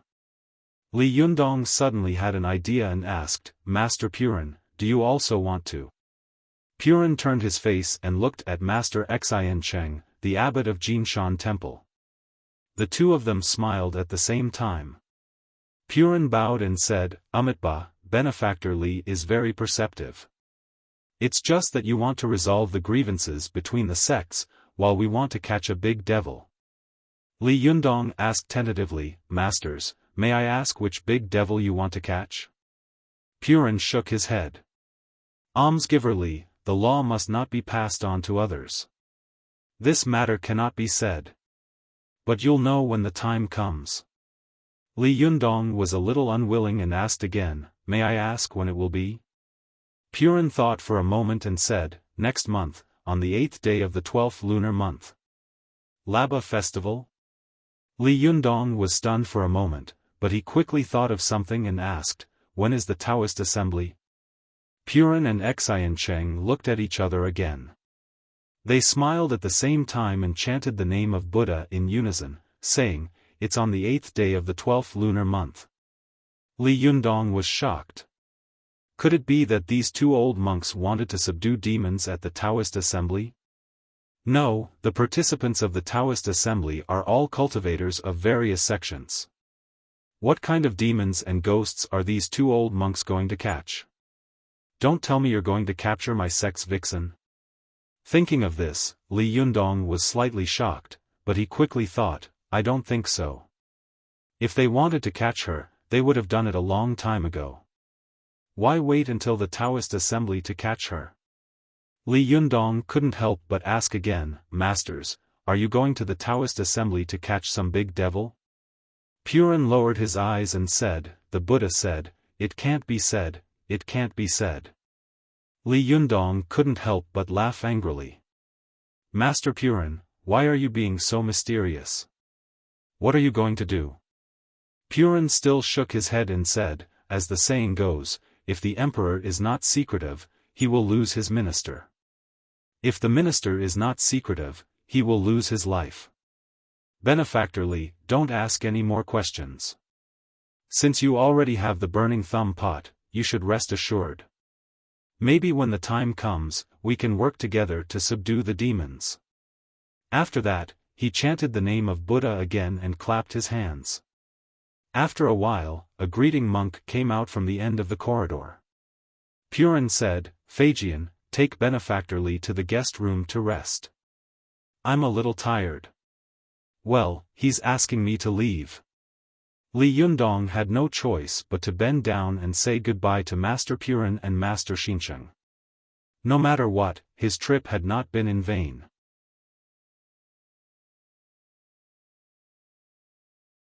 Although he hadn't gotten the Bafang demon subduing formation, he had finally gotten the burning thumb pot. When the time came, he would finally have a little confidence to capture Yen Fang's yang spirit. But when Li Yundong followed the greeting monk back, he was very troubled. Judging from the situation just now, it's obvious that Jinshan Temple and Shiyuan Temple have joined hands to catch a big devil. But what kind of devil is it? Judging from the fact that I broke into Shiyuan Temple and let go of the two big golden snakes, these monks seem to be very intolerant of outsiders. Otherwise, why would they want to refine these two big golden snakes? What do these two snake demons have to do with them? Why do these big monks want to make life difficult for these two snake demons? Since snake demons can't be tolerated in the world, what about a fox spirit like Su Chan? Is she also not tolerated in the world? Logically speaking, throughout the past 5,000 years, fox spirits have done more harm to the world than snake spirits. But from his contact with Master Purin of Shiyuan Temple, he didn't seem to show any resistance to Su Chan and the others. Instead, he tried to persuade him to do good. Moreover, what kind of devil is Su Chan? However, if these big monks really want to catch Su Chan, what should I do? Thinking of this, Li Yundong suddenly stopped, his face surprisingly solemn. The greeting monk, who was leading the way in front, looked back in confusion and asked, Benefactor Li, what's the matter? Li Yundong's face was cold, and his eyebrows were full of murderous intent. He said in a cold voice, it's nothing. You go first. I want to see the surrounding scenery alone. The greeting monk saw that Li Yundong's face was not good. He wanted to ask a few questions, but he was forced by Li Yundong's threatening murderous aura and didn't dare to open his mouth. However, he was worried that Li Yundong would cause trouble, so he casually answered and then hurried to the backyard to report the situation to the abbot. Li Yundong didn't know what the greeting monk was thinking. He just stood there alone, his eyes surprisingly cold. The question that had popped up in his mind before was not because he wanted to help Su Chan or not. In his opinion, no matter who in the world wanted to harm his girl, whether it was Buddha Tathagata or Guanyin Bodhisattva, there was only one thing he could do, beat them. But the question was if the other party wanted to catch someone? Who was this devil? Obviously, it wasn't Yan Fang. If it was someone else from the Fox Zen school, what should he do? If they really caught Su Chan, why would they do that? These questions poured into Li Yundong's mind one after another, making his heart feel a little heavy for a moment. Although he was surrounded by antique temples and the scenery was beautiful and elegant, Li Yundong was not in the mood to appreciate it at all.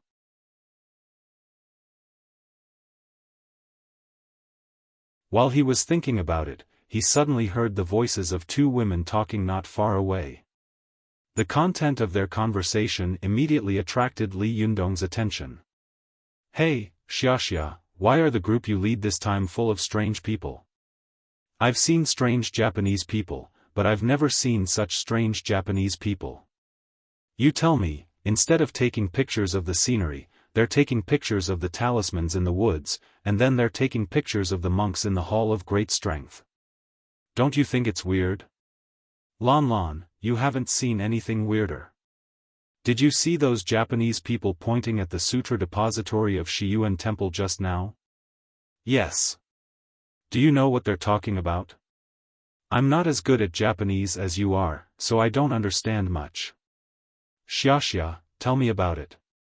Hey, those Japanese people pointed at the sutra depository of Buddhist scriptures to the little girl they were taking with them. They said, "Tachibana Wakako, look, this is the best preserved sutra depository of Buddhist temples in South China. There are rich varieties of scriptures in it, and the complete versions are the best in South China. It is also famous throughout Asia." Then the little girl said, "Do you know what it is?" "I don't know." "Tell me quickly. Don't keep me guessing." The little girl asked, "But why are the other temples that are much older than Shiyuan Temple not as rich as Shiyuan Temple?" Yes, this little girl's question is very interesting. Although Shiyuan Temple is old, there are temples in our country that are much older than this. Let me finish. Then the old man said, "Tachibana Wakako, there was a terrible catastrophe in this country 40 years ago. This catastrophe was no less than the burning of books and burying of scholars in the Qin dynasty. In this catastrophe, many temples and Taoist temples on the mainland of China were destroyed, and a large number of scriptures and books were burned. At that time, the abbot of Shiyuan Temple, Master Mingkai, led the monks to fight back and guard the temple gate day and night. Only then did they protect the scriptures of Shiyuan Temple. TSK, this Japanese guy knows a lot about our country's history. I don't even know these things. Yes, I often lead teams to Shiyuan Temple. Even I don't know about it, but these Japanese people are so familiar with it. Don't you think it's strange? And there's something even stranger. There's more? Tell me quickly." "Hey," the old man said, "in a while, it will be the famous Taoist assembly of the Taoists in China. At that time, we have to go and have a look and meet the cultivation masters of the Taoists. Lan, what do you think the background of these Japanese people is? I seem to have seen some of them wearing Buddhist robes at my residence. Gee, what is a Taoist assembly? Aren't these people a little too strange?" The more Li Yundong listened, the more he felt strange and shocked.